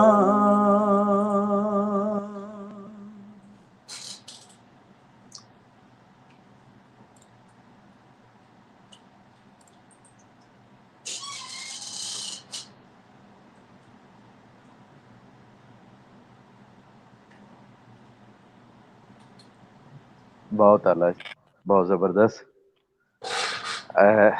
ਮੈਂ ਥੋੜਾ ਜਿਹਾ ਉਸ ਵੇਲੇ ਸਵਾਲ ਤੁਹਾਡੇ ਨਾਲ ਕਰ ਰਿਹਾ ਸੀਗਾ ਕਿ ਥੋੜਾ ਜਿਹਾ ਦੋਸਤਾਂ ਨੂੰ ਇਹ ਵੀ ਦੱਸੋ ਕਿ ਕਿਹੜਾ ਐਸਾ ਸਾਜ਼ ਹੈ ਜਿਸ ਵੇਲੇ ਜੀ। ਹੀਰ ਗਾਈ ਜਾਂਦੀ ਹੈ ਜਿਹੜਾ ਸਭ ਤੋਂ ਜ਼ਿਆਦਾ ਸਪੋਰਟਿਵ ਜਿਹੜਾ ਇਹਦੇ ਗਾਉਣ ਦੇ ਵਿੱਚ? ਹਾਂਜੀ, ਇਹ ਸਭ ਤੋਂ ਜ਼ਿਆਦਾ ਜਿਹੜਾ ਇਨਸਟਰੂਮੈਂਟ ਦੇ ਵਿੱਚ ਜਿਹਦੇ ਵਿੱਚ ਸਭ ਤੋਂ ਜ਼ਿਆਦਾ ਡੈਪਥ ਹੈ, ਜਿਹਦੇ ਵਿੱਚ ਸਭ ਤੋਂ ਜ਼ਿਆਦਾ ਫੀਲਿੰਗਸ ਹੈ, ਉਹਨੂੰ ਅਸੀਂ ਬਾਂਸੁਰੀ ਕਹਿੰਦੇ ਹਾਂ। ਜਿਹਦੇ ਵਜਾਉਣ ਵਾਲੇ ਨੂੰ ਵੀ ਅੱਜ ਤੱਕ ਨਹੀਂ ਪਤਾ ਲੱਗਾ ਕਿ ਇਹਦੇ 'ਚ ਫੀਲਿੰਗਸ ਜਿਹੜੀਆਂ ਨੇ ਉਹਨਾਂ ਦਾ ਐਂਡ ਕੀ ਹੈ, ਉਹਨਾਂ ਦਾ ਇਖਤਤਾਮ ਕੀ ਹੈ। ਤੇ ਇਨਸਟਰੂਮੈਂਟ ਦੇ ਵਿੱਚ ਸਭ ਤੋਂ ਜ਼ਿਆਦਾ ਖੂਬਸੂਰਤ ਇਨਸਟਰੂਮੈਂਟ ਜਿਹੜਾ ਹੈ, ਜਿਹੜਾ ਹੀਰ ਦੇ ਵਿੱਚ ਇਸਤੇਮਾਲ ਹੁੰਦਾ ਹੈ, ਉਹ ਬਾਂਸੁਰੀ ਹੈ। ਔਰ ਬਾਂਸੁਰੀ ਤੋਂ ਬਗੈਰ ਮੇਰੇ ਖਿਆਲ ਦੇ ਨਾਲ ਹੀਰ ਅਧੂਰੀ ਹੈ। ਅੱਛਾ, ਤੁਸੀਂ ਇਹ ਜਿਹੜੇ ਮੁਖਤਲਿਫ ਤਜਰਬੇ ਕੀਤੇ ਨੇ ਮੁਖਤਲਿਫ ਰਾਗਾਂ ਦੇ ਵਿੱਚ, ਤੇ ਜ਼ਾਹਿਰ ਹੈ ਉਹਦੇ ਵਿੱਚ ਮੁਖਤਲਿਫ ਜਿਹੜੇ ਇੰਸਟਰੂਮੈਂਟਸ ਜਿਹੜੇ ਨੇ ਉਹ ਵੀ ਤੁਹਾਡੇ ਜ਼ਿਹਨ ਦੇ ਵਿੱਚ ਆਏ ਹੋਣ ਦੇ ਕਿ ਮੁਖਤਲਿਫ ਰਾਗ ਵਾਸਤੇ, ਜਿਵੇਂ ਹੁਣ ਤੁਸੀਂ ਬਾਂਸਰੀ ਦਾ ਦੱਸਿਆ, ਜਿਹੜਾ ਰਵਾਇਤੀ ਜਿਹੜਾ ਇੱਕ ਅੰਦਾਜ਼ ਆ, ਆਹੰਗ ਆ ਜਿਹੜਾ ਹੀਰ ਦੀ ਗਾਇਕੀ ਦਾ, ਜਿਹੜਾ ਅਕਸਰ ਲੋਕ ਜਿਹੜੇ ਨੇ ਜਿਹਦੇ 'ਚ ਗਾਉਂਦੇ ਨੇ, ਤੁਸੀਂ ਵੀ ਆਗਾਜ਼ ਉਸ ਤੋਂ ਕੀਤਾ ਹੈ, ਤੇ ਬਾਕੀ ਜਿਹੜੇ ਤੁਸੀਂ ਤਜਰਬਾਤ ਕੀਤੇ ਨੇ ਉਹਦੇ ਵਾਸਤੇ ਕਿਹੜਾ ਐਸਾ ਸਾਜ਼ ਹੈ ਜਿਹਨੂੰ ਤੁਸੀਂ ਸਮਝਦੇ ਹੋ ਕਿ ਇਹਦੇ ਵਿੱਚ ਬਿਹਤਰ ਜਿਹੜੀ ਹੈ ਇੱਕ ਤਾਸੁਰ ਜਿਹੜਾ ਦਿੱਤਾ ਜਾ ਸਕਦਾ ਹੈ? ਉਹ ਵੇਖੋ, ਉਹ ਫੀਲਿੰਗਸ ਨੂੰ ਜਿਹੜਾ ਵਾ ਮੱਦੇਨਜ਼ਰ ਰੱਖਦੇ ਹੋਇਆ ਮੈਂ ਜਿਵੇਂ ਹੁਣ ਮਾਲਕੌਂਸ ਦਾ ਇੰਤਖਾਬ ਕੀਤਾ, ਤੇ ਮਾਲਕੌਂਸ ਜਿਹੜਾ ਹੈ ਉਹਦੀ ਫੀਲਿੰਗਸ ਜਿਹੜੀਆਂ ਨੇ ਉਹ ਮੈਂ ਵੈਸਟਰਨ ਸਟਾਈਲ ਦੇ ਵਿੱਚ ਲਿਆ। ਉਹਦੀ ਇੱਕ ਮੈਂ ਤੁਹਾਨੂੰ ਹਲਕੀ ਜਿਹੀ ਉਹਦੀ ਦੇ ਦਿੰਦਾ ਮਿਸਾਲ। ਜੀ ਜੀ ਜੀ। सा ग म ध नि सा सा नि ध म ग सा सा ग म ध नि सा सा नि ध म ग सा अव्वल हमद खुदा दा विरद कीजे अव्वल हमद खुदा दा विरद कीजे इश्क कीता सुजग दा मूल मियां अव्वल हमद खुदा दा विरद कीजे पहला आप ही रब ने इश्क कीता ते माशूक है नबी रसूल मियां अव्वल हमद खुदा दा विरद कीजे।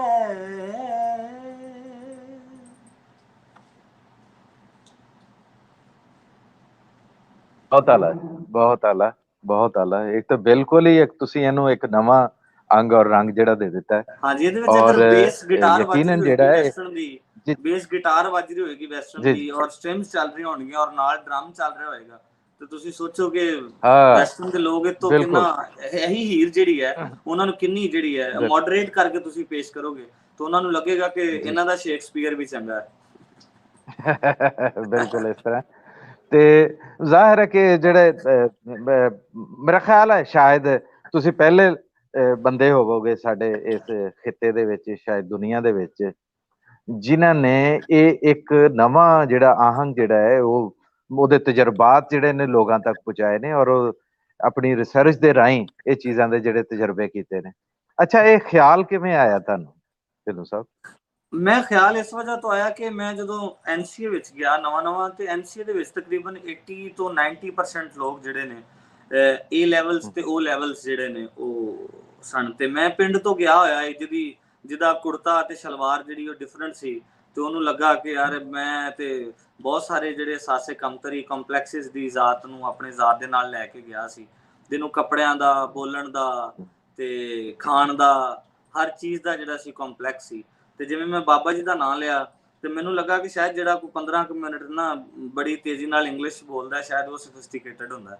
ਤੇ ਫਿਰ ਮੈਂ ਬਾਬਾ ਜੀ ਦੀ ਸੰਗਤ 'ਚ ਬੈਠਾ ਜਦੋਂ ਉੱਥੇ ਜਾ ਕੇ, ਬਾਬਾ ਜੀ ਨਜਮ ਹੁਸੈਨ ਸਈਦ ਸਾਹਿਬ ਦੀ, ਮੈਂ ਕਿਹਾ ਯਾਰ ਏਡਾ ਵੱਡਾ ਬੰਦਾ ਹੈ ਤੇ ਬੜੀ ਆਸਾਨ ਜ਼ੁਬਾਨ 'ਚ ਗੱਲ ਕਰ ਰਿਹਾ ਤੇ ਮੈਂ ਏਡਾ ਔਖਾ ਹੋ ਕੇ ਗੱਲ ਕਰਨੀ ਹੈ। ਤੇ ਮੈਂ ਅਚਾਨਕ ਉਹਨਾਂ ਨਾਲ ਨਾ ਉਰਦੂ 'ਚ ਗੱਲ ਕਰਨੀ ਸ਼ੁਰੂ ਕਰਤੀ ਤੇ ਬਾਬਾ ਜੀ ਮੈਨੂੰ ਕਹਿਣ ਲੱਗੇ ਯਾਰ ਉਹ ਸਾਮਲ ਕਿੱਥੇ ਗਿਆ ਜਿਹੜਾ ਮੇਰੇ ਨਾਲ ਗੱਲ ਕਰ ਰਿਹਾ ਸੀ? ਤੇ ਮੈਂ ਉਹਨਾਂ ਨੂੰ ਕਿਹਾ ਮੈਂ ਤੇ ਇਹ ਸਾਮਲ ਹੀ ਆ ਜੀ, ਜਦੋਂ ਦਾ ਪਿੰਡੋਂ ਤੁਰਿਆ ਮੈਂ ਲਾਹੌਰ ਆਇਆ ਵਾਂ ਤੇ ਮੈਨੂੰ ਤਾਂ ਕਦੀ ਇੰਗਲਿਸ਼ ਬੋਲਣੀ ਪੈਂਦੀ ਹੈ ਤੇ ਕਦੀ ਆਪਣੀਆਂ ਫੀਲਿੰਗਸ ਨੂੰ ਦੱਸਣ ਵਾਸਤੇ ਕਦੀ ਚੰਗੇ ਕੱਪੜੇ ਪਾਉਣੇ ਪੈਂਦੇ, ਕਦੀ ਸਪਾਈਕਸ ਬਣਾਉਣੇ ਪੈਂਦੇ, ਤੇ ਮੈਂ ਤੇ ਇਹੋ ਕੁਝ ਹੀ ਹਾਂ। ਤੇ ਉਹਨਾਂ ਦੇ ਅਲਫਾਜ਼ ਸਨ ਕਿ ਪੁੱਤਰ ਤੂੰ ਇਹਨਾਂ ਸਾਰੀਆਂ ਚੀਜ਼ਾਂ ਨੂੰ ਛੱਡ ਦੇ, ਤੂੰ ਜੋ ਹੈ ਤੂੰ ਬਿਲਕੁਲ ਸਹੀ ਹੈ, ਤੇ ਤੇਰੇ ਛੱਤੇ ਉੱਤੇ ਜਿਹੜੀ ਮੱਖੀ ਬਹੇਗੀ ਉਹ ਤੇਰੀ ਹੋਏਗੀ, ਤੇ ਤੂੰ ਆਪਣੇ ਰੰਗ ਨੂੰ, ਆਪਣੇ ਵਾਰਿਸ ਸ਼ਾਹ ਨੂੰ, ਆਪਣੇ ਮੀਆਂ ਮੁਹੰਮਦ ਬਖਸ਼ ਨੂੰ ਤੇ ਬਾਬਾ ਬੁੱਲੇ ਸ਼ਾਹ ਨੂੰ ਕਿਉਂ ਨਹੀਂ ਪੜ੍ਹਦਾ। ਤੇ ਮੈਂ ਫਿਰ ਜੀ ਉਹਨਾਂ ਨੂੰ ਪੜ੍ਹਨਾ ਸ਼ੁਰੂ ਕੀਤਾ ਤੇ ਮੈਨੂੰ ਲੱਗਾ ਕਿ ਵਾਕਈ ਉਹ ਲੋਕ ਨੇ ਕਿ ਜਿਨ੍ਹਾਂ ਦੀ ਸ਼ਾਇਰੀ, ਸ਼ਾਇਰ ਵੱਡਾ ਉਹ ਹੁੰਦਾ ਜੀ ਜਿਹਦੀ ਪੋਇਟਰੀ ਇੱਕ ਆਮ ਬੰਦੇ ਨੂੰ ਤੇ DH 'ਚ ਰਹਿਣ ਵਾਲੇ ਨੂੰ ਸਮਝ ਲੱਗ ਜਾਂਦੀ। ਤੇ ਫਿਰ ਮੈਨੂੰ ਪਤਾ ਲੱਗਾ ਕਿ ਯਾਰ ਇਹਨਾਂ ਤੇ ਰਿਸਰਚ ਕਰਨੀ ਚਾਹੀਦੀ। ਸੋ ਦੈਟਸ ਵਾਈ ਮੈਂ ਜੀ ਇਹਨਾਂ ਨੂੰ ਚੁਣਿਆ, ਇਹਨਾਂ ਦਾ ਇੰਤਖਾਬ ਕੀਤਾ। ਬੜੀ ਵਧੀਆ ਤੁਸੀਂ ਗੱਲ ਕੀਤੀ ਹੈ, ਸੂਫੀਆਂ ਦੀ ਗੱਲ ਕੀਤੀ ਹੈ, ਸੰਤਾਂ ਦੀ ਗੱਲ ਕੀਤੀ ਹੈ। ਅੱਛਾ, ਇਹ ਸਾਰੀਆਂ ਚੀਜ਼ਾਂ ਤੋਂ ਨਾ ਮੁਹਾਵਰਾ ਹੁੰਦੇ ਨੇ। ਇਹ ਕੋਈ ਜਿਹੜੀ ਵੀ ਜ਼ੁਬਾਨ ਦੇ ਵਿੱਚ ਕਹਿ ਰਹੇ ਹੁਣ ਬਾਬਾ ਬੁੱਲੇ ਸ਼ਾਹ ਜਿਹੜਾ ਹੈ ਸਾਡਾ ਪੰਜਾਬੀ ਦਾ ਸ਼ਾਇਰ ਹੈ, ਲੇਕਿਨ ਸਿੰਧੀ ਗਾਇਕ ਜਿਹੜੇ ਨੇ ਉਹ ਵੀ ਉਹਨੂੰ ਗਾਉਂਦੇ ਨੇ। ਯਾਨੀ ਸੂਫੀ ਜਿਹੜੀ ਗੱਲ ਕਰਦਾ ਪਿਆਰ ਦੀ ਤੇ ਦੀ ਮੁਹੱਬਤ ਦੀ, ਤੁਸੀਂ ਦੇਖੋ ਕਿ ਉਹ ਤਾਸੁਬ ਤੋਂ, ਜ਼ੁਬਾਨ ਤੋਂ ਕਿਤੇ ਗਾਂਹ ਦੀ ਚੀਜ਼ ਜਿਹੜੀ ਹੋ ਜਾਂਦੀ ਹੈ। ਔਰ ਸੂਫੀ ਤਾਂ ਸਿਖਾਉਂਦੇ ਹੀ ਤੇ ਮੁਹੱਬਤ ਨੇ। ਤੁਹਾਡੇ ਨਾਲ ਸ਼ੇਅਰ ਕਰ ਲੈਣਾ, ਮੈਂ ਨਾ ਬਾਬਾ ਜੀ ਦੀ ਸੰਗਤ ਵਿੱਚ ਬੈਠਾ ਸੀ ਤੇ ਮੈਂ ਵਾਪਸ ਆਇਆ ਤੇ ਮੈਂ ਕਿਹਾ ਯਾਰ ਕਿੱਡਾ ਵੱਡਾ ਆਦਮੀ ਹੈ ਔਰ ਕਿੰਨਾ ਖਾਮੋਸ਼ ਹੈ। ਤੇ ਉਹ ਮੈਂ ਨਾ ਬਸ ਉਦੋਂ ਜ਼ਰਾ ਨਵਾਂ ਲਾਹੌਰ ਗਿਆ ਤੇ ਇੱਕ ਮੁਤਾਸਰ ਕੀਤੀ ਪਹਿਲੀ ਦਫਾ ਕਿਸੇ ਦੀ ਪਰਸਨੈਲਿਟੀ ਪ੍ਰੈਕਟੀਕਲੀ, ਜਿਵੇਂ ਅਸ਼ਫਾਕ ਅਹਿਮਦ ਬਾਬਿਆਂ ਦੀ ਗੱਲ ਕਰਦੇ ਤਾਂ ਬਾਬਾ ਪਹਿਲੀ ਵਾਰੀ ਪ੍ਰੈਕਟੀਕਲੀ ਵੇਖਿਆ ਤੇ ਪਤਾ ਲੱਗਾ ਕਿ ਯਾਰ ਬਾਬਾ ਇੰਜ ਦਾ ਹੁੰਦਾ। ਤੇ ਮੈਂ ਨਾ ਚੁੱਪ ਚਪੀਤਾ ਨਾ ਉਹਨਾਂ ਦੀ ਮਹਿਫਿਲ 'ਚ ਬੈਠਾ ਸੁਣ ਰਿਹਾ ਤੇ ਬਾਬਾ ਜੀ ਮੈਨੂੰ ਕਹਿੰਦੇ ਹਾਂ ਵੀ ਕਾਕਾ ਤੂੰ ਕੀ ਲੈ ਕੇ ਆਇਆ। ਮੈਂ ਕਿਹਾ ਜੀ ਮੈਂ ਤੇ 2-4 ਲਫ਼ਜ਼ ਲਿਖੇ ਨੇ ਟੇੜੇ ਮੇੜੇ ਤੇ ਉਹ ਮੈਂ ਤੁਹਾਨੂੰ ਸੁਣਾਉਣਾ ਚਾਹੁੰਦਾ। ਤੇ ਕਾਫੀ ਵੱਡੇ ਲੋਕ ਬੈਠੇ ਸਨ ਤੇ ਮੈਂ ਜਸਾਰਤ ਕੀਤੀ। ਮੈਂ ਉਹਨਾਂ ਬਾਰੇ ਲਿਖਿਆ ਸੀ ਕਿ ਅੱਜ ਮਿਲਿਆ ਮੈਂ ਅੱਜ ਦੇ ਸ਼ਾਹ ਨੂੰ, ਅੱਜ ਮਿਲਿਆ ਮੈਂ ਅੱਜ ਦੇ ਸ਼ਾਹ ਨੂੰ, ਚੁੱਪ ਚਪੀਤਾ ਅੰਦਰੋਂ ਭਰਿਆ, ਅੱਜ ਦਾ ਬੁੱਲਾ ਬੋਲਦਾ ਘੱਟ ਏ, ਅੱਜ ਦਾ ਬੁੱਲਾ ਬੋਲਦਾ ਘੱਟ ਏ, ਭੇਤ ਤੋਂ ਦਿਲ ਦੇ ਖੋਲਦਾ ਘੱਟ ਏ, ਤੇ ਚਾਰੋਂ ਪਾਸੇ ਚੇਲੇ ਉਸਦੇ ਮੈਂ ਵੀ ਚੇਲਾ ਬਣ ਆਇਆ ਵਾਂ, ਆਪਣੇ ਦਿਲ ਦੇ ਬੂਹੇ ਖੋਲ ਕੇ ਚਾਬੀ ਉੱਤੇ ਧਰ ਆਇਆ ਵਾਂ, ਤੇ ਮੇਰਾ ਦੋਜ਼ਖ ਭਰਿਆ ਉਸਨੇ। ਜਦੋਂ ਮਹਿਫਲ ਮੁੱਕਦੀ ਹੈ ਤੇ ਉਹ ਦਾਲ ਰੋਟੀ ਵੀ ਤੁਹਾਨੂੰ ਲੱਭਦੀ ਹੈ, ਤੇ ਮੇਰਾ ਦੋਜ਼ਖ ਭਰਿਆ ਉਸਨੇ ਤੇ ਦਾਲ ਰੋਟੀ ਮੈਂ ਡੱਫ ਆਇਆ ਵਾਂ। ਅੱਜ ਮਿਲਿਆ ਮੈਂ ਅੱਜ ਤੇ ਵਾਹ ਜੀ ਵਾਹ, ਵਾਹ ਵਾਹ। ਬਸ ਉੱਥੋਂ ਫਿਰ ਹੌਲੀ ਹੌਲੀ ਅੰਦਰੋਂ ਕੋਈ ਤਾਰਾਂ ਜਿਹੜੀਆਂ ਜੋੜਦਾ ਰਿਹਾ ਜੀ। ਸਾਵਲ ਸਾਹਿਬ, ਤੁਹਾਡੇ ਨਾਲ ਤੇ ਗੱਲਾਂ ਕਰਕੇ ਇੰਝ ਲੱਗ ਰਿਹਾ ਕਿ ਬੰਦਾ ਗੱਲਾਂ ਕਰਦਾ ਹੀ ਰਵੇ। ਤੁਸੀਂ ਗੱਲਾਂ ਨਹੀਂ ਕਰ ਰਹੇ, ਇੰਝ ਲੱਗਦਾ ਜਿਵੇਂ ਕੋਈ ਫਿਕਸ਼ਨ ਸੁਣਾ ਰਹੇ ਹੋ, ਕੋਈ ਕਹਾਣੀ ਸੁਣਾ ਰਹੇ ਹੋ ਸਾਨੂੰ। ਤੇ ਇਹੀ ਜੀ, ਮੈਂ ਇੱਕ ਹੀ ਸਿਰਫ ਪੁਆਇੰਟ ਵਿੱਚ ਐਡ ਕਰਦਾ, ਜਿਵੇਂ ਬਾਬਾ ਜੀ ਵਾਰਿਸ ਸ਼ਾਹ ਨੂੰ ਕਿਹਾ ਸੀ ਨਾ ਕਿ ਵਾਰਿਸ ਸ਼ਾਹ ਤੇਰੀ ਹੀਰ ਜਿਹੜੀ ਹੈ ਉਹ ਜੱਗ ਬੀਤੀ ਹੈ, ਹੱਡ ਬੀਤੀ ਨਹੀਂ ਹੈ। ਤੇ ਮੈਂ ਜੋ ਤੁਹਾਨੂੰ ਸੁਣਾ ਰਿਹਾ ਅਗਰ ਅਸਰ ਕਰਨ ਰਿਹਾ ਤੇ ਮੇਰੇ ਨਾਲ ਹੱਡ ਬੀਤੀ ਹੈ ਭਾਜੀ। ਵਾਹ ਜੀ ਵਾਹ, ਵਾਹ ਵਾਹ। ਬੜੀਆਂ ਸੋਹਣੀਆਂ ਤੇ ਮਨਮੋਹਣੀਆਂ ਗੱਲਾਂ ਤੁਹਾਡੀਆਂ, ਔਰ ਤੁਸੀਂ ਹੱਸਦੇ ਰਹੋ, ਵਸਦੇ ਰਹੋ। ਇਸੇ ਤਰ੍ਹਾਂ ਹੀ ਤੁਹਾਡਾ ਇਹ ਜਿਹੜਾ ਗੱਲ ਕਰਨ ਦਾ ਅੰਦਾਜ਼ ਹੈ, ਉਹ ਜਿਵੇਂ ਤੁਸੀਂ ਹੀਰ ਦੇ ਜਿਹੜੇ ਨਵੇਂ ਅੰਗ ਔਰ ਰੰਗ ਸਾਡੇ ਸਾਹਮਣੇ ਲੈ ਕੇ ਆਏ ਹੋ, ਤੇ ਇਹ ਵੀ ਸਮਝ ਲਓ ਕਿ ਤੁਹਾਡੀਆਂ ਗੱਲਾਂ ਬਾਤਾਂ ਵੀ ਇਸ ਤਰ੍ਹਾਂ ਸਾਨੂੰ ਦਿਲ ਦੇ ਵਿੱਚ ਖੁੱਭ ਰਹੀਆਂ ਨੇ। ਇਹੀ ਕਿਸੇ ਸੱਚੇ ਤੇ ਸੁੱਚੇ ਫਨਕਾਰ ਦੀ ਨਿਸ਼ਾਨੀ ਹੁੰਦੀ ਹੈ ਕਿ ਜਿਸ ਵੇਲੇ ਉਹ ਦਿਲੋਂ ਗੱਲ ਕਰ ਰਿਹਾ ਹੋਵੇ ਤੇ ਉਹਦਾ ਅਸਰ ਜਿਹੜਾ ਵੱਧ ਜਾਂਦਾ। ਤੇ ਇਹ ਜ਼ਾਹਿਰ ਹੈ ਕਿ ਤੁਹਾਨੂੰ ਇਹ ਜੋ ਕੁਝ ਵੀ ਮਿਲਿਆ ਹੋਏਗਾ ਆਪਣੇ ਬਜ਼ੁਰਗਾਂ ਦੀ ਬਦੌਲਤ ਮਿਲਿਆ, ਉਹਨਾਂ ਲੋਕਾਂ ਦੀ, ਉਸਤਾਦਾਂ ਦੀ ਬਦੌਲਤ ਮਿਲਿਆ, ਜਿਨ੍ਹਾਂ ਦੀ ਮਹਿਫਲ ਦੇ ਵਿੱਚ, ਜਿਨ੍ਹਾਂ ਦੇ ਕੋਲੇ ਬਹਿ ਕੇ ਸਾਰਾ ਕੁਝ ਤੁਸੀਂ ਸਿੱਖਿਆ। ਕਿਉਂਕਿ ਤੇ ਮੁਹੱਬਤ ਜਿਹੜਾ ਇਹ ਬਜ਼ੁਰਗਾਂ ਦੇ ਕੋਲੋਂ, ਸੂਫੀਆਂ ਦੇ ਕੋਲੋਂ, ਸੰਤਾਂ ਦੇ ਕੋਲੋਂ ਮਿਲਦਾ ਹੈ। ਬਾਬਾ ਫਰੀਦ ਨੂੰ ਗੰਜ ਸ਼ਕਰ ਜਿਹੜੇ ਨੇ, ਉਹਨਾਂ ਨੂੰ ਜਿਸ ਵੇਲੇ ਤੋਹਫੇ ਦੇ ਵਿੱਚ ਕਿਸੇ ਬੰਦੇ ਨੇ ਕੈਂਚੀ ਦਿੱਤੀ ਤੇ ਉਹਨਾਂ ਨੇ ਕਿਹਾ ਕਿ ਨਹੀਂ, ਕੈਂਚੀ ਨਹੀਂ, ਮੈਨੂੰ ਸੂਈ ਧਾਗਾ ਦੇ। ਕੈਂਚੀ ਜਿਹੜੀ ਹੈ ਵੱਖ ਕਰਨ ਵਾਲੀ ਹੈ, ਕੱਟਣ ਵਾਲੀ ਹੈ, ਸੂਈ ਧਾਗਾ ਜਿਹੜਾ ਜੋੜਨ ਵਾਲਾ ਹੈ। ਤੇ ਦੇਖੋ ਇਹ ਜਿਹੜੇ ਲੋਕ ਨੇ, ਫਨਕਾਰ ਲੋਕ ਨੇ, ਜਿਹੜੇ ਆਪਣੇ ਅੰਦਰ ਕੋਈ ਨਾ ਕੋਈ ਚੀਜ਼ ਜਿਹੜੀ ਹੈ ਲਈ ਫਿਰਦੇ ਨੇ, ਇਹ ਸਾਰੇ ਜਿਹੜੇ ਨੇ ਸੂਈ ਧਾਗੇ ਲਈ ਫਿਰਦੇ ਨੇ। ਇਹ ਕੈਂਚੀਆਂ ਨਹੀਂ ਬਲਕਿ ਸੂਈ ਧਾਗੇ ਨੇ, ਇਹ ਲੋਕਾਂ ਨੂੰ ਜੋੜਨ ਵਾਲੇ ਨੇ। ਅੱਜ ਵੀ ਕੋਈ ਹੀਰ ਪੜ੍ਹਨ ਵਾਲਾ ਜਿਹੜਾ ਹੈ, ਉਹ ਭਾਵੇਂ ਜਿਹੜੀ ਜਗ੍ਹਾ ਤੇ ਮਰਜ਼ੀ ਬਹਿ ਜਾਵੇ, ਲੇਕਿਨ ਉਹ ਆਵਾਜ਼ ਜਿਹੜੀ ਹੈ ਉਹ ਖਿੱਚ ਲੈਂਦੀ ਹੈ ਉਹਨੂੰ। ਲੋਕ ਜਿਹੜੇ ਨੇ ਇਕੱਠੇ ਹੋ ਜਾਂਦੇ ਨੇ। ਇਹ ਤੋਂ ਵੱਧ ਹੋਰ ਕੀ ਬੰਦੇ ਨੂੰ ਮਿਲਣਾ ਕਿ ਉਹਦੀ ਆਵਾਜ਼ ਦੀ ਵਜ੍ਹਾ ਤੋਂ ਲੋਕ ਜਿਹੜੇ ਨੇ ਉਹਦੇ ਆਸੇ ਪਾਸੇ ਇਕੱਠੇ ਹੋ ਜਾਣ। ਅੱਜ ਦੇ ਜ਼ਮਾਨੇ ਦੇ ਵਿੱਚ ਤੁਸੀਂ ਦੇਖੋ ਕਈ ਐਸੇ ਵੀ ਹੁੰਦੇ ਨੇ, ਬੰਦਾ ਦੂਰ ਭੱਜਦਾ, ਲੋਕਾਂ ਤੋਂ ਦੂਰ ਭੱਜਦਾ। ਲੇਕਿਨ ਪਿਛਲੇ ਪ੍ਰੋਗਰਾਮ 'ਚ ਵੀ ਮੈਂ ਗੱਲ ਕੀਤੀ ਸੀ, ਮੈਂ ਕਿਹਾ ਕਿ ਸਭ ਤੋਂ ਵੱਡੀ ਜਿਹੜੀ ਨਿਹਮਤ ਹੈ ਮੇਰੇ ਨਜ਼ਦੀਕ, ਜਿਹੜੇ ਸਾਡੇ ਜਿਹੇ ਲੋਕ ਹੈ ਜਿਨ੍ਹਾਂ ਦੀ ਆਵਾਜ਼ ਜ਼ਾਹਿਰ ਨਹੀਂ ਚੰਗੀ ਨਹੀਂ ਉਸ ਤਰ੍ਹਾਂ ਗਾਉਣ ਦੇ ਵਿੱਚ, ਲੇਕਿਨ ਮੈਨੂੰ ਹਮੇਸ਼ਾ ਉਹਨਾਂ ਲੋਕਾਂ ਦੇ ਉੱਤੇ ਫਖਰ ਹੁੰਦਾ ਹੈ, ਉਹਨਾਂ ਲੋਕਾਂ ਨੂੰ ਤੇ ਰਸ਼ਕ ਹੁੰਦਾ ਹੈ ਜਿਨ੍ਹਾਂ ਦੀਆਂ ਆਵਾਜ਼ਾਂ ਜਿਹੜੀਆਂ ਚੰਗੀਆਂ ਨੇ। ਵਜ੍ਹਾ ਕੀ ਹੁੰਦੀ ਹੈ ਕਿ ਉਹ ਆਪਣੀ ਮਨ ਦੇ ਵਿੱਚ ਆਪਣੀ ਇੱਕ ਦੁਨੀਆ ਜਿਹੜੀ ਵਸਾਈ ਫਿਰਦੇ ਨੇ, ਔਰ ਉਹ ਸਿਰਫ ਦੁਨੀਆ ਨਹੀਂ ਹੁੰਦੀ, ਉਹ ਸਮਝ ਲਓ ਕਿ ਇੱਕ ਐਸਾ ਇਕੱਠ ਹੁੰਦਾ ਲੋਕਾਂ ਦਾ ਕਿ ਉਹ ਜਿਸ ਵੇਲੇ ਗਾ ਰਹੇ ਹੋਣ ਤੇ ਦਿਲੋਂ ਉਹਨਾਂ ਵਾਸਤੇ ਦਾਦ ਨਿਕਲਦੀ ਹੈ। ਇਸ ਤੋਂ ਵੱਧ ਜਿਹੜਾ ਹੈ ਉਹ ਹੋਰ ਕੀ ਚੀਜ਼ ਹੋਣੀ ਹੈ ਕਿ ਉਹ ਖਲੂਸ ਜਿਹੜਾ ਪਿਆਰ ਔਰ ਤੇ ਮੁਹੱਬਤ ਇਹੋ ਜਿਹੇ ਲੋਕਾਂ ਨੂੰ ਮਿਲਦਾ, ਗਾਉਣ ਵਾਲਿਆਂ ਨੂੰ, ਤੁਹਾਡੇ ਜਿਹੇ ਲੋਕਾਂ ਨੂੰ। ਤੇ ਮੈਂ ਅਸੀਂ ਜੀ ਮੈਂ ਇੱਕ ਗੱਲ ਇੱਥੇ ਤੁਹਾਡੇ, ਤੁਸੀਂ ਬੜੀ ਸੋਹਣੀ ਗੱਲ ਕੀਤੀ ਹੈ। ਮੈਂ ਮੈਡਮ ਨੂਰ ਜਹਾਂ ਦੀ ਤੁਹਾਡੇ ਨਾਲ ਇੱਕ ਗੱਲ ਸ਼ੇਅਰ ਕਰਾਂ, ਤੁਹਾਨੂੰ ਬੜਾ ਮਜ਼ਾ ਆਏਗਾ। ਜੀ ਮੈਡਮ ਨੂਰ ਜਹਾਂ ਜਦੋਂ ਬਚਪਨ ਦੇ ਵਿੱਚ ਸਕੂਲਾਂ ਦੇ ਵਿੱਚ ਨਹੀਂ ਜਾਂਦੇ ਹੁੰਦੇ ਸੀ ਬੱਚੇ, ਤੇ ਕੰਧ ਦੇ ਨਾਲ ਛੁੱਟੀ ਹੁੰਦੀ ਸੀ ਤੇ ਲਾ ਕੇ ਉਹਨਾਂ ਨੇ ਕਹਿਣਾ 1 ਦੂਣੀ ਦੂਣੀ 2 ਦੂਣੀ 4। ਮੈਡਮ ਨੂਰ ਜਹਾਂ ਜਿਹੜੀ ਹੈ ਉਹ ਹੁਣ ਕਹਿ ਨਹੀਂ ਰਹੀ ਸੀ। ਉਹ ਜਿਹੜਾ ਮੁੰਡਾ ਉਹਨਾਂ ਲਾਇਆ ਸੀ ਨਾ ਛੋਟੂ ਜਿਹਾ, ਜਿਹੜਾ ਕਹਿੰਦਾ ਹੁੰਦਾ ਸੀ, ਇੱਕ ਜਣਾ ਪਿੱਛੇ ਹਟ ਕੇ ਕਹਿੰਦਾ ਹੁੰਦਾ ਸੀ ਤੇ ਬਾਕੀ ਸਾਰੇ ਕੰਧ ਨਾਲ ਲਾ ਕੇ ਕਹਿੰਦੇ ਹੁੰਦੇ ਸੀ 2 ਦੂਣੀ 4। ਉਹਨੇ ਜਾ ਕੇ ਮੈਡਮ ਨੂਰ ਜਹਾਂ ਦੀ ਸ਼ਿਕਾਇਤ ਕੀਤੀ, ਉਸਤਾਦ ਜੀ ਕਿ ਇਹ ਤੇ ਕੁੜੀ ਬੋਲਦੀ ਨਹੀਂ, ਗੂੰਗੀ ਆ ਘਰੇ। ਤੇ ਉਹ ਉਸਤਾਦ ਨੇ ਆਣ ਕੇ ਮਾਰਿਆ ਕੁੱਟਿਆ, ਤੇ ਮਾਰ ਕੁੱਟਣ ਤੋਂ ਬਾਅਦ ਉਹਦੇ ਮਾਂ-ਬਾਪ ਨੂੰ ਬੁਲਾਇਆ ਕਿ ਕੁੜੀ ਤੁਹਾਡੀ ਨੇ ਪੜ੍ਹਨਾ ਕੋਈ ਨਹੀਂ ਤੇ ਤੁਸੀਂ ਇਹਨੂੰ ਸਕੂਲੋਂ ਹਟਾ ਲਓ। ਤੇ ਜਦੋਂ ਮੈਡਮ ਨੂਰ ਜਹਾਂ 9 ਸਾਲ ਦੀ ਉਮਰ 'ਚ ਪਹਿਲਾ ਇੰਟਰਵਿਊ ਦਿੱਤਾ, ਤੇ ਉਸ ਇੰਟਰਵਿਊ 'ਚ ਉਹਨਾਂ ਨੇ ਦੱਸਿਆ ਕਿ ਜਦੋਂ ਮੈਂ ਸਕੂਲ ਵਿੱਚ ਗਈ ਸਾਂ ਤੇ ਇੱਕ ਬੱਚਾ ਜਿਹੜਾ ਸੀ ਉਹ ਕਹਿੰਦਾ ਸੀ 1 ਦੂਣੀ ਦੂਣੀ, ਇਹ ਕਹਿੰਦਾ ਸੀ 1 ਦੂਣੀ ਦੂਣੀ। ਉਹ ਕਹਿੰਦੀ ਨੂਰ ਜਹਾਂ ਜਿਹੜੀ ਆ ਕਦੀ ਸੁਰਿਆਂ ਨਾਲ ਨਹੀਂ ਗਾਉਂਦੀ, ਨੂਰ ਜਹਾਂ ਜਿਹੜੀ ਉਹ ਸੁਰ ਵਿੱਚ ਗਾਉਂਦੀ। ਤੇ ਇਹ ਜਿਹੜੀ ਤੁਸੀਂ ਗੱਲ ਕੀਤੀ ਹੈ, ਜਿਹੜੇ ਗਾਇਕ ਹੁੰਦੇ ਨੇ ਉਹ ਜ਼ਰੂਰੀ ਨਹੀਂ ਕਿ ਉਹਨਾਂ ਨੂੰ 20 ਸਾਲ ਤੋਂ ਬਾਅਦ ਪਤਾ ਲੱਗਦਾ ਮੈਂ ਗਾਇਕ ਹਾਂ। ਉਹ ਪਿੱਛੋਂ ਸੌਫਟਵੇਅਰ ਉਹ ਲੈ ਕੇ ਆਉਂਦੇ ਨੇ ਔਰ ਆਪਣਾ ਨਾਮ ਮੁਕਾਮ, ਰੂਹ ਦਾ ਮੁਕਾਮ ਉਹਨਾਂ ਦੀ ਦਾ, ਉਹਨਾਂ ਨੂੰ ਕੋਈ ਹਟਾ ਨਹੀਂ ਸਕਦਾ, ਘਟਾ ਨਹੀਂ ਸਕਦਾ। ਬਿਲਕੁਲ। ਦੇਖੋ ਜੀ, ਇਹ ਜਿਹੜੀ ਗੱਲ ਤੁਸੀਂ ਕੀਤੀ ਹੈ ਬੜੀ ਮਤਲਬ ਇਹੀ ਤੇ ਸੱਚੀ ਔਰ ਸੁੱਚੀ ਗੱਲ ਹੈ।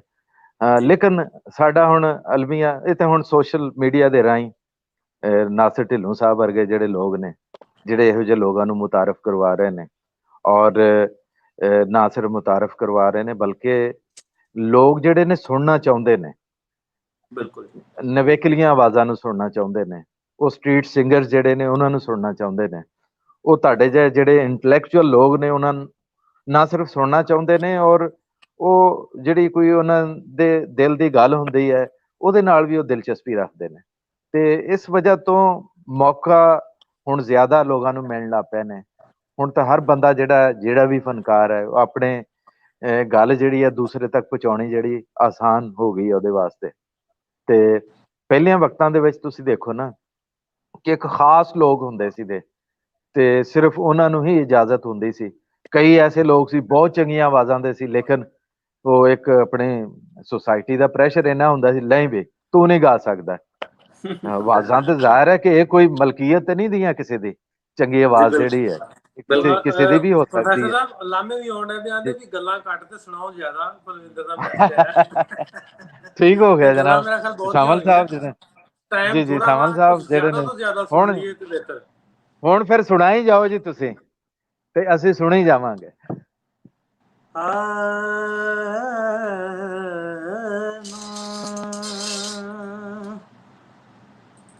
ਉਹ ਮਾਣ ਮੱਤੀਏ ਰੂਪ,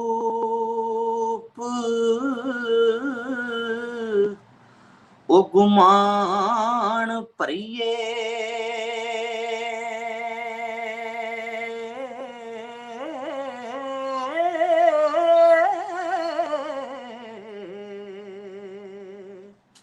अठ के लिए रंग हो रंगीलिए,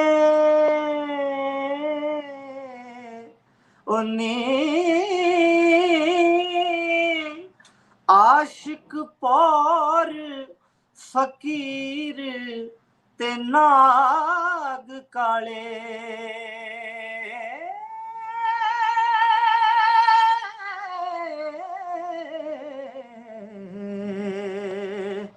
ओ बाज मंत्रों मूल ना ओ किलिए नी,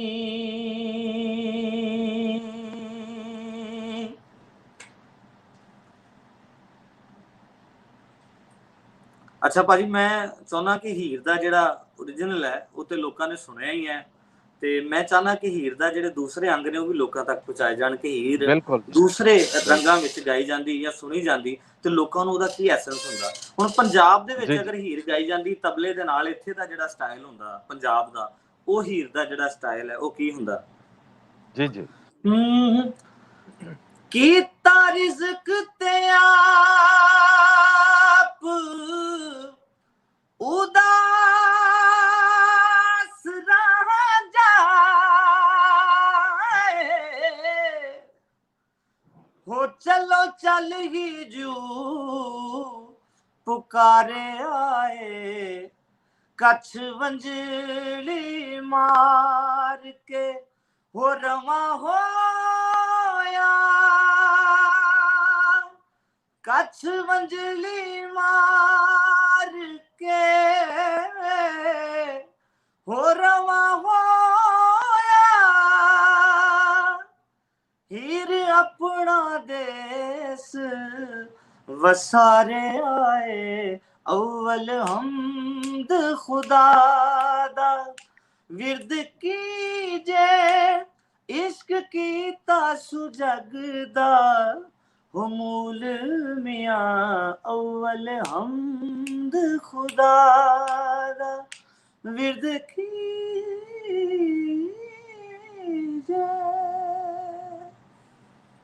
वाह जी वाह, वाह वाह, बहुत आला। ਤੇ ਜੇ ਇਹੀ ਹੀਰ ਅਰਬ ਦੇ ਸਟਾਈਲ ਵਿੱਚ ਗਾਈ ਜਾਂਦੀ ਤੇ ਕੀ ਹੁੰਦਾ? जी जी ਰਾਗ ਭੈਰਵ ਦੇ ਵਿੱਚ, ਅੱਗੇ ਮੈਂ ਜਿਹੜਾ ਤੁਹਾਨੂੰ ਸੁਣਾਇਆ ਰਾਗ ਮਾਂਡ ਸੀ।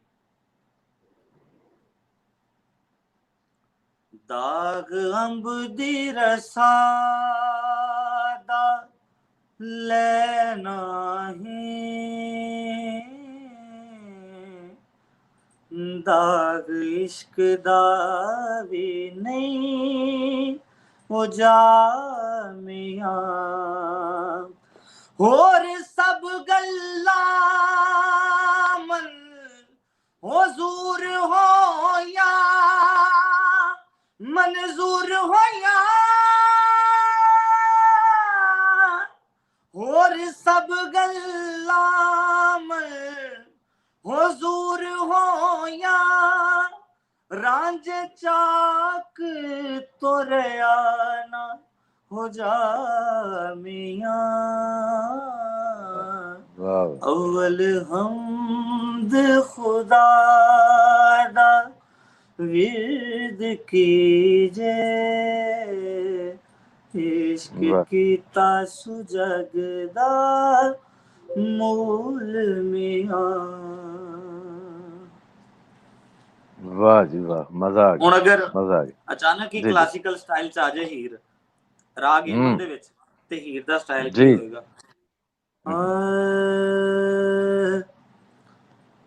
ਰੇ ਗਾ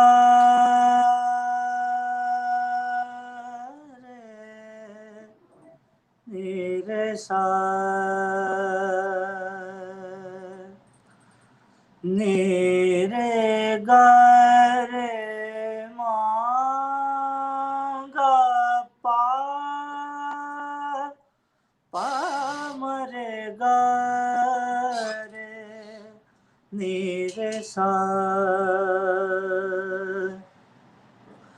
अव्वल हमद खुदा दा विरद कीजे, अव्वल हमद खुदा दा विरद कीजे, इश्क कीता सुजगदा मूल मियां, पहला आप है रब ने इश्क कीता, पहला आप है रब ने इश्क कीता, ते माशूक है नबी रसूल मियां, अव्वल हमद खुदा दा विरद कीजे।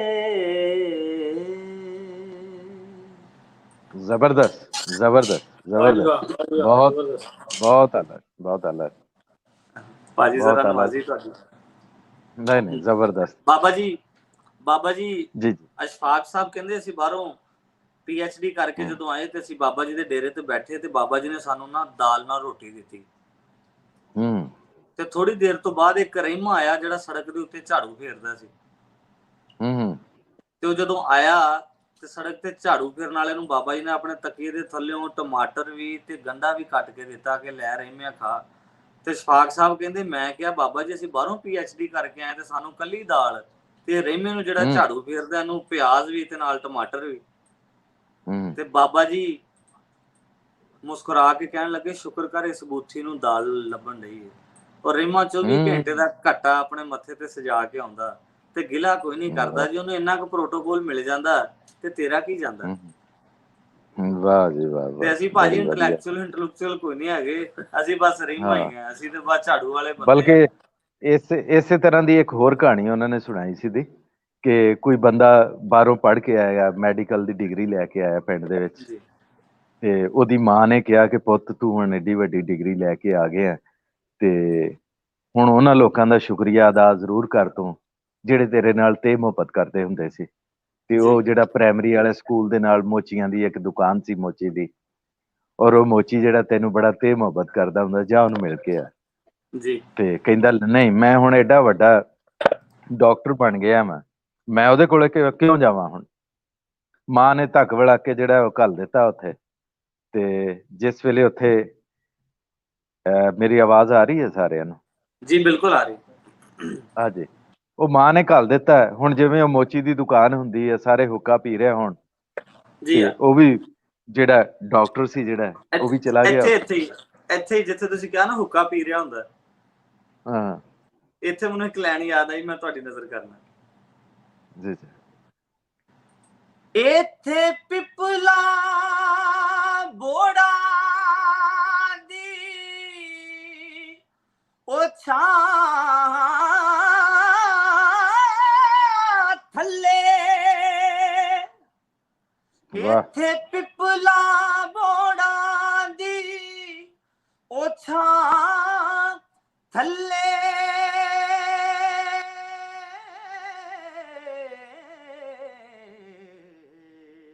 ਵਾਹ। ਉਹ ਰੂਪ ਡੁੱਲ ਡੁੱਲ ਪਵੇ ਹੋ ਮਜਾ ਜਣਾ ਦਾ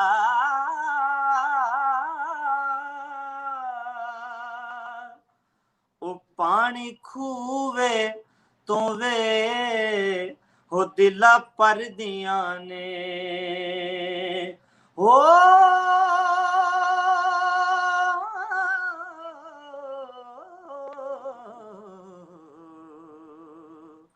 ਇੱਥੇ ਅਥਰਾ ਸ਼ੌਕ ਪੰਜਾਬਣਾ ਦਾ। ਵਾਹ ਵਾਹ ਜੀ ਸਰ, ਵਾਹ ਵਾਹ। ਹਾਂ, ਉਹ ਮੈਂ ਬਹੁਤ ਆਲਾ, ਬੜੇ ਵਧੀਆ। ਮੈਂ ਉਹ ਗੱਲ ਕਰ ਰਿਹਾ ਸੀ ਕਿ ਉਹਨੇ ਜਿਸ ਵੇਲੇ ਉਹ ਮੋਚੀ ਦੇ ਨਾਲ ਆਸੇ ਪਾਸੇ ਬੰਦੇ ਬੈਠੇ ਹੁੱਕਾ ਪੀ ਰਹੇ ਸੀ ਤੇ ਉਹਨੇ ਹੁਣ ਬੰਦੇ ਨੇ ਕਿਹਾ ਕਿ ਮੈਂ ਆਪਣੀ ਡਿਗਰੀ ਦਾ ਰੋਹਬ ਜਿਹੜਾ ਇਹਨਾਂ ਤੇ ਝਾੜਾ ਤੇ ਆਪਣੇ ਵੱਲੋਂ ਇੱਕ ਮਾਲੂਮਾਤ ਦੇਣ ਲੱਗਾ ਉਹਨਾਂ ਨੂੰ। ਕਹਿੰਦਾ ਬਜ਼ੁਰਗੋ, ਇਹ ਜਿਹੜੀ ਘਰ ਦੇ ਵਿੱਚ ਮੱਖੀ ਹੁੰਦੀ ਤੁਹਾਨੂੰ ਪਤਾ ਹੈ ਕਿ ਇਹਦੀਆਂ 100 ਅੱਖਾਂ ਹੁੰਦੀਆਂ। 40,000 ਮੁਹੱਦਬ ਸ਼ੀਸ਼ਾ ਲੱਗਾ ਹੁੰਦਾ। 100, ਹਾਂ ਇਹਦੀਆਂ 100 ਅੱਖਾਂ ਹੁੰਦੀਆਂ ਉਹਨੇ ਆਪਣੇ ਵੱਲੋਂ ਕਿਹਾ।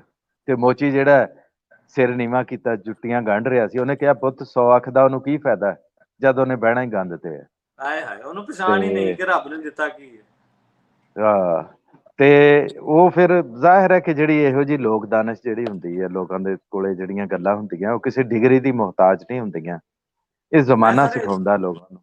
ਇੱਥੇ ਇੱਕ ਗਾਇਕੀ ਦੇ ਨਾਲ ਨਾਲ ਇੱਕ ਛੋਟੀ ਜਿਹੀ ਗੱਲ ਇੱਥੇ ਸ਼ੇਅਰ ਕਰਦਾ ਜਾਵਾਂ। ਬੜੇ ਬੜੇ ਵੱਡੇ ਗਾਇਕ ਜਿਹੜੇ ਨੇ, ਜਦੋਂ ਤੁਸੀਂ ਉਹਨਾਂ ਨੂੰ ਸੁਣੋਗੇ ਤੇ ਕਦੀ ਕਦੀ ਉਹ ਇੰਪੈਕਟ ਨਹੀਂ ਪੈਂਦਾ, ਕਦੀ ਕਦੀ ਉਹਨਾਂ ਦੀ ਉਹ ਫੀਲ ਜਿਹੜਾ ਮਜ਼ਾ ਬੰਦੇ ਨੂੰ ਚਾਹੀਦਾ ਹੈ ਨਾ, ਬੰਦਾ ਕਹਿੰਦਾ ਯਾਰ ਅੱਜ ਸਵਾਦ ਨਹੀਂ ਵੱਜਾ। ਜੀ ਜੀ। ਤੋ ਮੈਂ ਇੱਕ ਗੱਲ ਸ਼ੇਅਰ ਕਰਦਾ ਆਪਣੇ ਸਾਰੇ ਸੁਣਨ ਵਾਲਿਆਂ ਨਾਲ ਕਿ ਅਕਬਰ ਦੇ ਟਾਈਮ ਦੇ ਵਿੱਚ ਇੱਕ ਦਫਾ ਮੀਆਂ ਤਾਨਸੈਨ ਸਾਹਿਬ ਨੇ ਬੜਾ ਵਧੀਆ ਗਾਇਆ ਜੀ।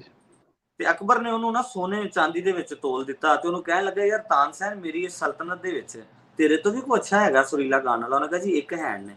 ਉਹਨੇ ਕਿਹਾ ਹੈ ਤੇ ਮੈਂ ਵਕਤ ਦਾ ਬਾਦਸ਼ਾਹ ਵਾਂ। ਉਹਨਾਂ ਨੂੰ ਦਰਬਾਰ 'ਚ ਲੈ ਕੇ, ਉਹਨੇ ਕਿਹਾ ਜੀ ਦਰਬਾਰ 'ਚ ਨਹੀਂ, ਜੇ ਤੁਸੀਂ ਵਾਕਿਆ ਸੁਣਨ ਵਾਲੇ ਹੋ ਨਾ ਤੇ ਫਿਰ ਤੁਹਾਨੂੰ ਮੇਰੇ ਨਾਲ ਜਾਣਾ ਪੈਣਾ ਫਕੀਰੀ ਦੇ ਰੂਪ 'ਚ। ਤੇ ਹੁਣ ਮੀਆਂ ਤਾਨਸੈਨ ਸਾਹਿਬ ਨੇ ਜਦੋਂ ਕੋਈ ਨਵਾਂ ਰਾਗ ਬਣਾਇਆ ਤੇ ਉਸਤਾਦ ਉਹਦੇ ਵਿੱਚ ਕਮੀਆਂ ਕੁਤਾਹੀਆਂ ਵੇਖਦਾ ਤੇ ਅਕਬਰ ਵੀ ਨਾਲ ਚਲਾ ਗਿਆ, ਬਾਦਸ਼ਾਹ ਅਕਬਰ। ਤੇ ਮੀਆਂ ਤਾਨਸੈਨ ਜੀ ਦੇ ਉਸਤਾਦ ਜੀ ਦਾ ਨਾਮ ਸੀ ਹਰੀਦਾਸ ਸਵਾਮੀ। ਤੇ ਬਾਦਸ਼ਾਹ ਅਕਬਰ ਸੁਣ ਕੇ ਵਾਪਸ ਆਇਆ ਜਦੋਂ ਤੇ ਆਣ ਕੇ ਦਰਬਾਰ 'ਚ ਕਹਿਣ ਲੱਗਾ, ਯਾਰ ਤਾਨਸੈਨ ਉਹ ਤੇਰੇ ਨਾਲੋਂ ਸੁਰੀਲਾ ਗਾਉਂਦਾ, ਲੇਕਿਨ ਇਹਦੀ ਵਜ੍ਹਾ ਕੀ ਹੈ ਕਿ ਤੇਰੇ ਨਾਲੋਂ ਸੋਹਣਾ ਗਾਉਂਦਾ? ਤੇ ਤਾਨਸੈਨ ਨੇ ਮੀਆਂ ਤਾਨਸੈਨ ਨੇ ਬੜਾ ਸੋਹਣਾ ਜਵਾਬ ਦਿੱਤਾ। ਉਹਨਾਂ ਕਿਹਾ ਜੀ ਉਹ ਉਦੋਂ ਗਾਉਂਦੇ ਜਦੋਂ ਉਹਨਾਂ ਦੀ ਰੂਹ ਕਹਿੰਦੀ ਹੈ, ਤੇ ਤੁਹਾਡੇ 7 ਪ੍ਰਾਹੁਣੇ ਆਏ ਹੁਣ ਤੇ ਤਾਨਸੈਨ ਨੂੰ ਤੇ ਗਾਉਣਾ ਹੀ ਪੈਂਦਾ। So music it's not looks like a ਕੀ, ਕਿ ਜਦੋਂ ਤੁਹਾਡਾ ਦਿਲ ਕੀਤਾ ਤੁਸੀਂ ਕਹੋਗੇ ਯਾਰ ਇਹਨੂੰ ਤਾਲਾ ਖੋਲੋ ਤੇ ਗਾ ਲਈਏ, ਜਾਂ ਬੰਦੇ ਅਕਸਰ ਔਕਾਤ ਕਹਿੰਦੇ ਰੋਟੀ ਖਾਂਦੇ ਯਾਰ ਗਾਣਾ ਤੇ ਸੁਣਾ। ਤੇ ਉਹ ਇੱਕ ਫੀਲਿੰਗਸ, ਹਾਂ ਫੀਲਿੰਗਸ ਦਾ ਨਾਂ ਹੈ। ਬਿਲਕੁਲ ਇਸੇ ਤਰ੍ਹਾਂ, ਬਿਲਕੁਲ ਜੀ। ਕੋਈ ਵੀ ਕੰਮ ਹੋਵੇ ਜਿੰਨਾ ਚਿਰ ਤੁਹਾਡਾ ਰੂਹ ਨਾ ਕਰ ਰਿਹਾ ਹੋਵੇ ਤੇ ਉਹ ਕੰਮ ਦੇ ਵਿੱਚ ਇੱਕ ਕਾਮਲੀਅਤ ਜਿਹੜੀ ਹੈ ਉਹ ਨਹੀਂ ਆਉਂਦੀ। ਤੇ ਬਿਲਕੁਲ ਸੋਹਣੀ ਗੱਲ ਕੀਤੀ ਹੈ ਤੁਸੀਂ।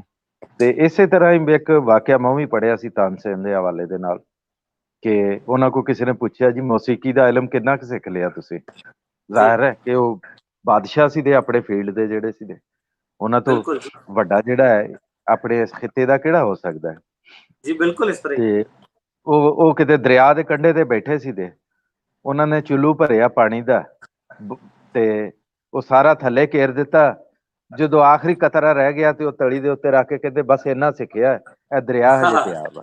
ਵਾਹ ਵਾਹ ਵਾਹ, ਬੜੀ ਵੱਡੀ ਗੱਲ ਕੀਤੀ ਤੁਸੀਂ। ਇਸ ਤਰ੍ਹਾਂ ਹੀ ਜੀ ਮੌਸੀਕੀ, ਤੁਸੀਂ ਤਾਂ ਖੁਦ ਇਸ ਦੇ ਵਿੱਚੋਂ ਅਮਲ ਚੋਂ ਗੁਜ਼ਰ ਰਹੇ ਹੋ। ਮੌਸੀਕੀ ਜਿਹੜੀ ਹੈ ਸਮੁੰਦਰ ਹੈ, ਦਰਿਆ ਵਾ। ਤੇ ਲੇਕਿਨ ਵੀ ਫਿਰ ਵੀ ਤੁਸੀਂ ਦੇਖੋ ਕਿ ਜਿਸ ਵੇਲੇ ਤੁਹਾਡਾ ਕਵਾਲੀ ਜਿਹੜੀ ਹੈ ਇੰਨੀ ਨਹੀਂ ਸੀ ਸੁਣੀ ਜਾਂਦੀ, ਖਾਸ ਲੋਕ ਜਿਹੜੇ ਸੀ ਉਹ ਸੁਣਦੇ ਸੀ ਦੇ, ਲੇਕਿਨ ਨੁਸਰਤ ਫਤਿਹ ਅਲੀ ਖਾਨ ਨੇ ਤਜਰਬੇ ਜਿਹੜੇ ਕੀਤੇ, ਵੈਸਟਰਨ ਮਿਊਜ਼ਿਕ ਨੂੰ ਉਹਦੇ ਨਾਲ ਮਿਲਾਇਆ ਤੇ ਫਿਰ ਇਹ ਫੈਸ਼ਨ ਬਣ ਗਿਆ ਸੀ। ਇਹ ਸੋਚਣ ਔਰ ਸਮਝਣ ਵਾਲੇ ਲੋਕ ਹੁੰਦੇ ਨੇ। ਜੀ ਜੀ, ਮੈਂ ਅੱਜ ਤੁਹਾਡੇ ਨਾਲ ਮੈਂ ਨੁਸਰਤ ਸਾਹਿਬ ਦੀ ਜਿਹੜੀ ਹੈ ਬਾਇਓਗ੍ਰਾਫੀ ਪੜ੍ਹੀ ਹੈ ਜੀ, ਮੈਨੂੰ ਬੜੀ ਸਾਦਤ ਹੈ। ਤੇ ਨੁਸਰਤ ਸਾਹਿਬ ਦੀ ਇੱਕ ਗੱਲ ਤੁਹਾਡੇ ਨਾਲ ਸਾਂਝੀ ਕਰਦਾ ਕਿ ਨੁਸਰਤ ਸਾਹਿਬ ਜਦੋਂ ਇੱਥੇ ਬਾਬਾ ਜੀ ਕੈਮ ਸਾਈਂ ਦੇ ਦਰਬਾਰ ਤੇ ਉਹਨਾਂ ਦੇ ਵਾਲਦੇ ਮੁਹਤਰਮ ਗਾਉਂਦੇ ਸਨ, ਉਹ ਬੜੇ ਵੱਡੇ ਉਹਨਾਂ ਦੇ ਵਾਲਦ ਸਾਹਿਬ ਦਾ ਬੜਾ ਨਾਂ ਸੀ। ਤੇ ਨੁਸਰਤ ਸਾਹਿਬ ਸੁਰੀਲੇ ਨਹੀਂ ਸਨ। ਨੁਸਰਤ ਸਾਹਿਬ ਦਾ ਆਵਾਜ਼ ਜਿਹੜਾ ਗਾਇਕੀ ਚ ਘੱਗਾ ਆਵਾਜ਼ ਉਹਨੂੰ ਕਹਿੰਦੇ, ਬੈਠੇ ਆਵਾਜ਼ ਨੂੰ। ਹਾਂ, ਤੇ ਨੁਸਰਤ ਸਾਹਿਬ ਜਿਹੜੇ ਨੇ ਨਾ ਉਹ ਹੁਣ ਜਦੋਂ ਇੱਥੇ ਆਏ ਨੇ ਨਾ, ਇੱਥੇ ਬਾਬਾ ਜੀ ਕਾਇਮ ਸਾਈਂ ਦੇ ਦਰਬਾਰ ਦੇ ਉੱਤੇ ਉਹਨਾਂ ਨੇ ਕਵਾਲੀ ਕੀਤੀ ਹੈ ਤੇ ਲੋਕਾਂ ਨੇ ਢੇਮਾਂ ਮਾਰੀਆਂ ਕਿ ਵੱਡੇ ਬਾਪ ਦਾ ਪੁੱਤ ਹੋ ਕੇ ਤੂੰ ਕੈਸਾ ਫਿੱਕਾ ਗਾ ਰਿਹਾ। ਤੇ ਨੁਸਰਤ ਸਾਹਿਬ ਨੇ ਕਹਿੰਦੇ ਬਕਾਇਦਾ ਨੁਸਰਤ ਸਾਹਿਬ ਨੇ ਜਾ ਕੇ ਉੱਥੇ ਬਾਬਾ ਜੀ ਦੇ ਦਰਬਾਰ ਤੇ ਦੁਆ ਕੀਤੀ ਕਿ ਬਾਬਾ ਜੀ ਜਾਂ ਮੇਰੇ ਅੰਦਰੋਂ ਸ਼ੌਕ ਕੱਢ ਦਿਓ ਤੇ ਜਾਂ ਫਿਰ ਮੈਨੂੰ ਇਹ ਜਿਹੜੀ ਹੈ ਨਾ ਅਤਾ ਹੋ ਜਾਏ। ਤੇ ਫਿਰ ਉਸ ਤੋਂ ਬਾਅਦ ਜਦੋਂ ਕਹਿੰਦੇ ਆ ਕਿ ਉਹਨਾਂ ਦੇ ਵਾਲਿਦ ਸਾਹਿਬ ਦੀ ਡੈਥ ਹੋਈ ਹੈ ਤੇ ਉਹਨਾਂ ਦੀ ਬਰਸੀ ਹੁੰਦੀ ਹੈ ਜਦੋਂ ਉਹਨਾਂ ਨੇ ਟ੍ਰਿਬਿਊਟ ਪੇਸ਼ ਕਰਨਾ ਹੁੰਦਾ, ਤੇ ਉਹ ਕਹਿੰਦੇ ਸਨ ਕਿ ਹੁਣ ਇਹਨਾਂ ਏਡੇ ਵੱਡੇ ਗਾਇਕ ਨੂੰ ਟ੍ਰਿਬਿਊਟ ਕੌਣ ਪੇਸ਼ ਕਰੇਗਾ। ਤੇ ਉਹ ਕਹਿੰਦੇ ਅਸੀਂ ਸੁਣਿਆ ਕਿ ਸਾਡੇ ਉਸ ਕਮਰੇ 'ਚ ਜਿੱਥੇ ਅਸੀਂ ਰਿਆਜ਼ ਕਰਦੇ ਸੀ ਉੱਥੇ ਇੱਕ ਬੜੀ ਖੂਬਸੂਰਤ ਆਵਾਜ਼ ਆ ਰਹੀ ਸੀ। ਤੇ ਜਦੋਂ ਅਸੀਂ ਜਾ ਕੇ ਸੁਣਿਆ ਕਿ ਇਹ ਕੌਣ ਗਾ ਰਿਹਾ, ਤੇ ਅਸੀਂ ਸੁਣਿਆ ਜਦੋਂ ਜਾ ਕੇ ਤੇ ਨੁਸਰਤ ਫਤਿਹ ਅਲੀ ਖਾਨ ਸਾਹਿਬ ਸਨ।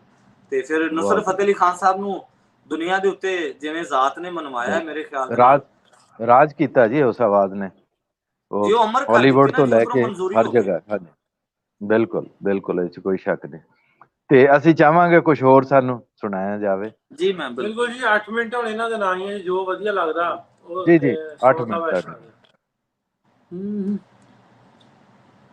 ਸੁਫਨੇ ਦੇ ਵਿੱਚ ਮਾਹੀ ਮਿਲਿਆ,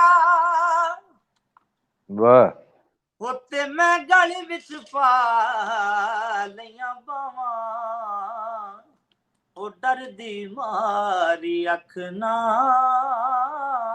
ਖੋਲਾਂ, ਉਹ ਕਿਤੇ ਫੇਰ ਵਿਛੜਨਾ ਹੋ ਜਾਵਾਂ,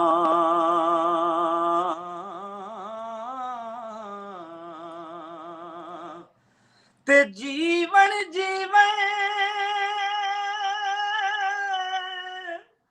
ਹੋ ਬੀਬਾ ਝੂਠਾ ਉਹ ਨਾਮ, ਹਾਂ ਤੇ ਮੌਤ ਖੜੀ ਸਿਰ ਉੱਤੇ, ਤੇ ਤੇਰੇ ਨਾਲੋਂ ਲੱਖ ਲੱਖ ਸੋਹਣੇ ਉਹ ਖਾਕ ਕੇ ਅੰਦਰ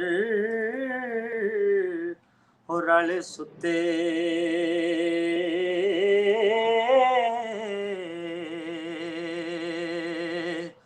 ते जो कुछ बीज सन इस जहान अंदर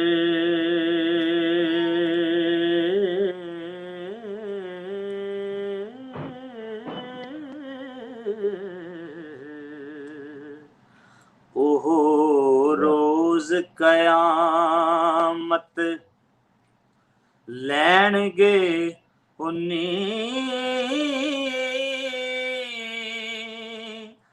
बदले मिलणगे करनिया परनिया दे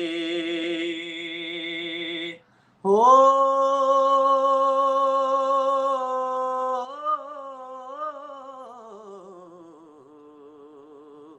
ते अमाल नामे हथी देणगे नी फिर दुनिया होदार ना रहूगा कोई इत्थे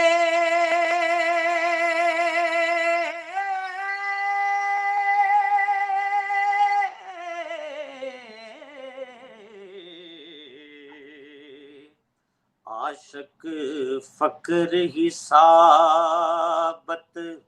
ओ रहणगे उन्नी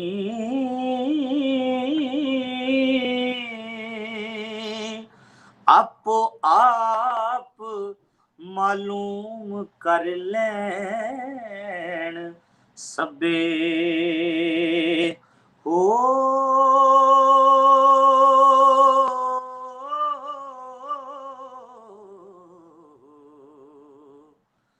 जदों हशर नु मामले पैणगे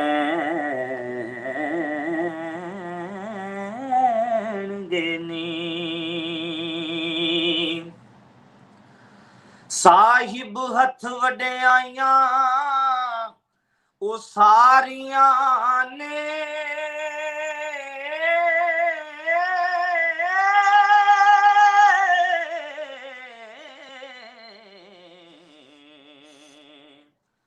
कोई उज़र ना इस ओ माजूर दाए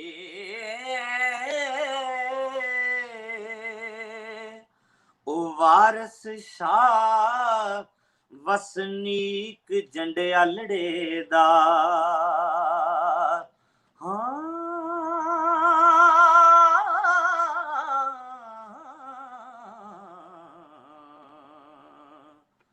शागिर्द मखदूम कसूर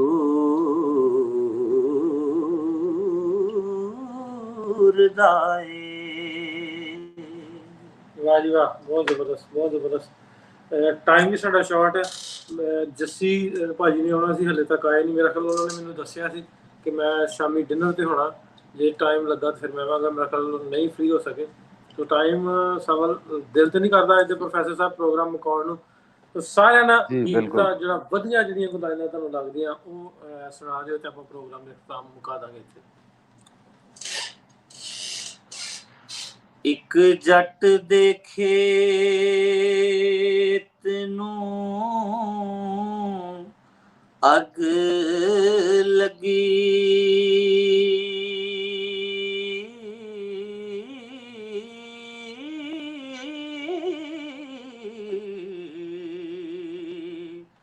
ਉਹ ਵੇਖਾਂ ਆਈ ਕੇ ਕੌਣ ਹੋ ਬੁਝਾਉਂਦਾ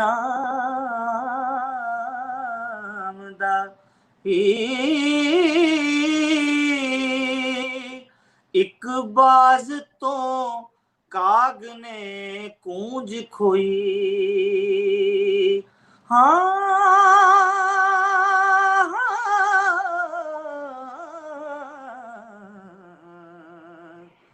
ਵੇਖਾਂ ਚੁੱਪ ਹੈ ਕਿ ਉਹ ਕੁਰਲਾਉਂਦਾ ਈ ਤੇ ਦੇਵਾਂ ਚੂਰੀਆਂ ਕਿਉਂ ਦੇ ਹੋ ਬਾਲ ਹੋ ਦੀਵੇ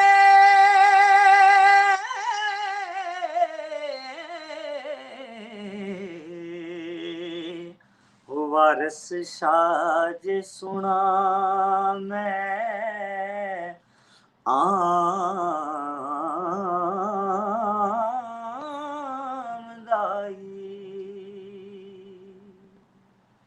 ਵਾਹ ਜੀ ਵਾਹ ਸਮਰ ਜੀ, ਬਹੁਤ ਜ਼ਬਰਦਸਤ, ਬਹੁਤ ਵਧੀਆ ਪ੍ਰੋਫੈਸਰ ਸਾਹਿਬ। ਅੱਜ ਦਾ ਪ੍ਰੋਗਰਾਮ ਬਹੁਤ ਆਲਾ ਜੀ, ਬਹੁਤ ਆਲਾ, ਬਹੁਤ ਵਧੀਆ ਹੁੰਦਾ ਚੱਲਣਾ ਸੀ, ਪਰ ਕੀ ਕਹਿੰਦੇ ਹੁੰਦੇ ਵੀ ਵੈਸੇ ਤਾਂ ਸਾਵਲ 2-4-5 ਘੰਟੇ ਨੂੰ ਖਾ ਰਿਹਾ, ਲੇਕਿਨ ਗਾਂ ਵੀ ਸੱਦਣਾ ਫਿਰ ਆਊਗਾ ਨਾ। ਨਹੀਂ ਜੀ, ਅੱਜ ਦੇ ਪ੍ਰੋਗਰਾਮ ਦੀ ਜਿਹੜੀ ਇੱਕ ਵੱਖਰੀ ਇੱਕ ਸ਼ਨਾਖਤ ਸੀ ਦੀ ਕਿ ਇਹਦੇ ਵਿੱਚ ਬੜੀਆਂ ਸੋਹਣੀਆਂ ਗੱਲਾਂ ਕੀਤੀਆਂ ਸਾਵਲ ਸਾਹਿਬ ਨੇ, ਔਰ ਸਿਰਫ ਇਹਨਾਂ ਨੂੰ ਮੌਸੀਕੀ ਦੇ ਬਾਰੇ 'ਚ ਨਹੀਂ, ਇਹਨਾਂ ਨੇ ਜ਼ਿੰਦਗੀ ਲੱਗਦਾ ਪੜ੍ਹੀ ਹੋਈ ਹੈ ਸਾਰੀ, ਔਰ ਜਿਹੜਾ ਇਹਨਾਂ ਦਾ ਅੰਦਾਜ਼ ਹੈ ਗੱਲ ਕਰਨ ਦਾ ਮੈਨੂੰ ਬੜਾ ਸੋਹਣਾ ਲੱਗਾ। ਮੈਂ ਤਾਂ ਚਾਹਾਂਗਾ ਕਿ ਸਾਡੇ ਨਾਲ ਇਹ ਹਰ ਹਫ਼ਤੇ ਕਿਸੇ ਨਾ ਕਿਸੇ ਤਰੀਕੇ ਦੇ ਨਾਲ ਜੁੜੇ ਰਿਹਾ ਕਰਨ, ਇਹੋ ਜਿਹੀਆਂ ਸੋਹਣੀਆਂ ਗੱਲਾਂ ਜਿਹੜੀਆਂ ਲੋਕਾਂ ਤੱਕ ਪਹੁੰਚਾਉਂਦੇ ਰਹਿਣ। ਆਵਾਜ਼ ਵੀ ਇਹਨਾਂ ਦੀ ਜ਼ਾਹਿਰ ਹੈ ਮਾਸ਼ਾਅੱਲਾ ਬਹੁਤ ਹੈ, ਤੇ ਰੱਬ ਘੱਟ ਹੀ ਇਹੋ ਜਿਹਾ ਹੁਨਰ ਜਿਹੜਾ ਗੀਤ ਰਿਕਾਰਡ ਕੀਤੇ ਆ, ਤੇ ਉਹ ਕੀ ਕਹਿੰਦੇ ਵੀਡੀਓ ਦਾ ਪ੍ਰੋਸੈਸ ਜਿਹੜਾ ਉਹ ਅਸੀਂ ਲੰਮੇ ਤੋਂ ਲੰਮਾ ਹੁੰਦਾ ਜਾਂਦਾ ਸਾਡਾ। ਅੱਛਾ, ਬਹੁਤ ਜਲਦ 1-2 ਕੀਤੇ ਆ, ਮੈਂ ਹੋਪਫੁਲੀ ਜਲਦੀ ਅਸੀਂ ਇਹਨਾਂ ਨੂੰ ਆਪਣੇ ਚੈਨਲ ਦੇ ਰਾਹੀਂ ਰਿਲੀਜ਼ ਕਰਾਂਗੇ। ਸੋ ਅੱਜ ਦੇ ਪ੍ਰੋਗਰਾਮ ਤੇ ਜਿੰਨੇ ਵੀ ਦੋਸਤਾਂ ਨੇ ਸ਼ਿਰਕਤ ਕੀਤੀ, ਅੱਜ ਪਬਲਿਕ ਪਾਰਟਿਸਿਪੇਸ਼ਨ ਘੱਟ ਸੀ, ਜਸਵੀਰ ਭਾਜੀ ਵੀ ਨਹੀਂ ਆ ਸਕੇ, ਉਹਦੇ ਲਈ ਵੀ ਮਾਜ਼ਰਤ।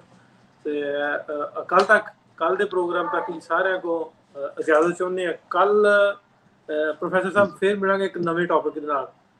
ਗੱਲਬਾਤ ਜਿਹੜੀ ਕੱਲ ਦਾ ਸੈਸ਼ਨ ਫਿਰ 9 ਵਜੇ ਹੋਏਗਾ ਪਾਕਿਸਤਾਨੀ ਟਾਈਮ ਤੇ। ਕੱਲ ਤੱਕ ਇਜਾਜ਼ਤ ਦਿਓ, ਰੱਬ ਰੱਖ ਜੀ, ਰੱਬ ਰੱਖ, ਰੱਬ ਰੱਖ।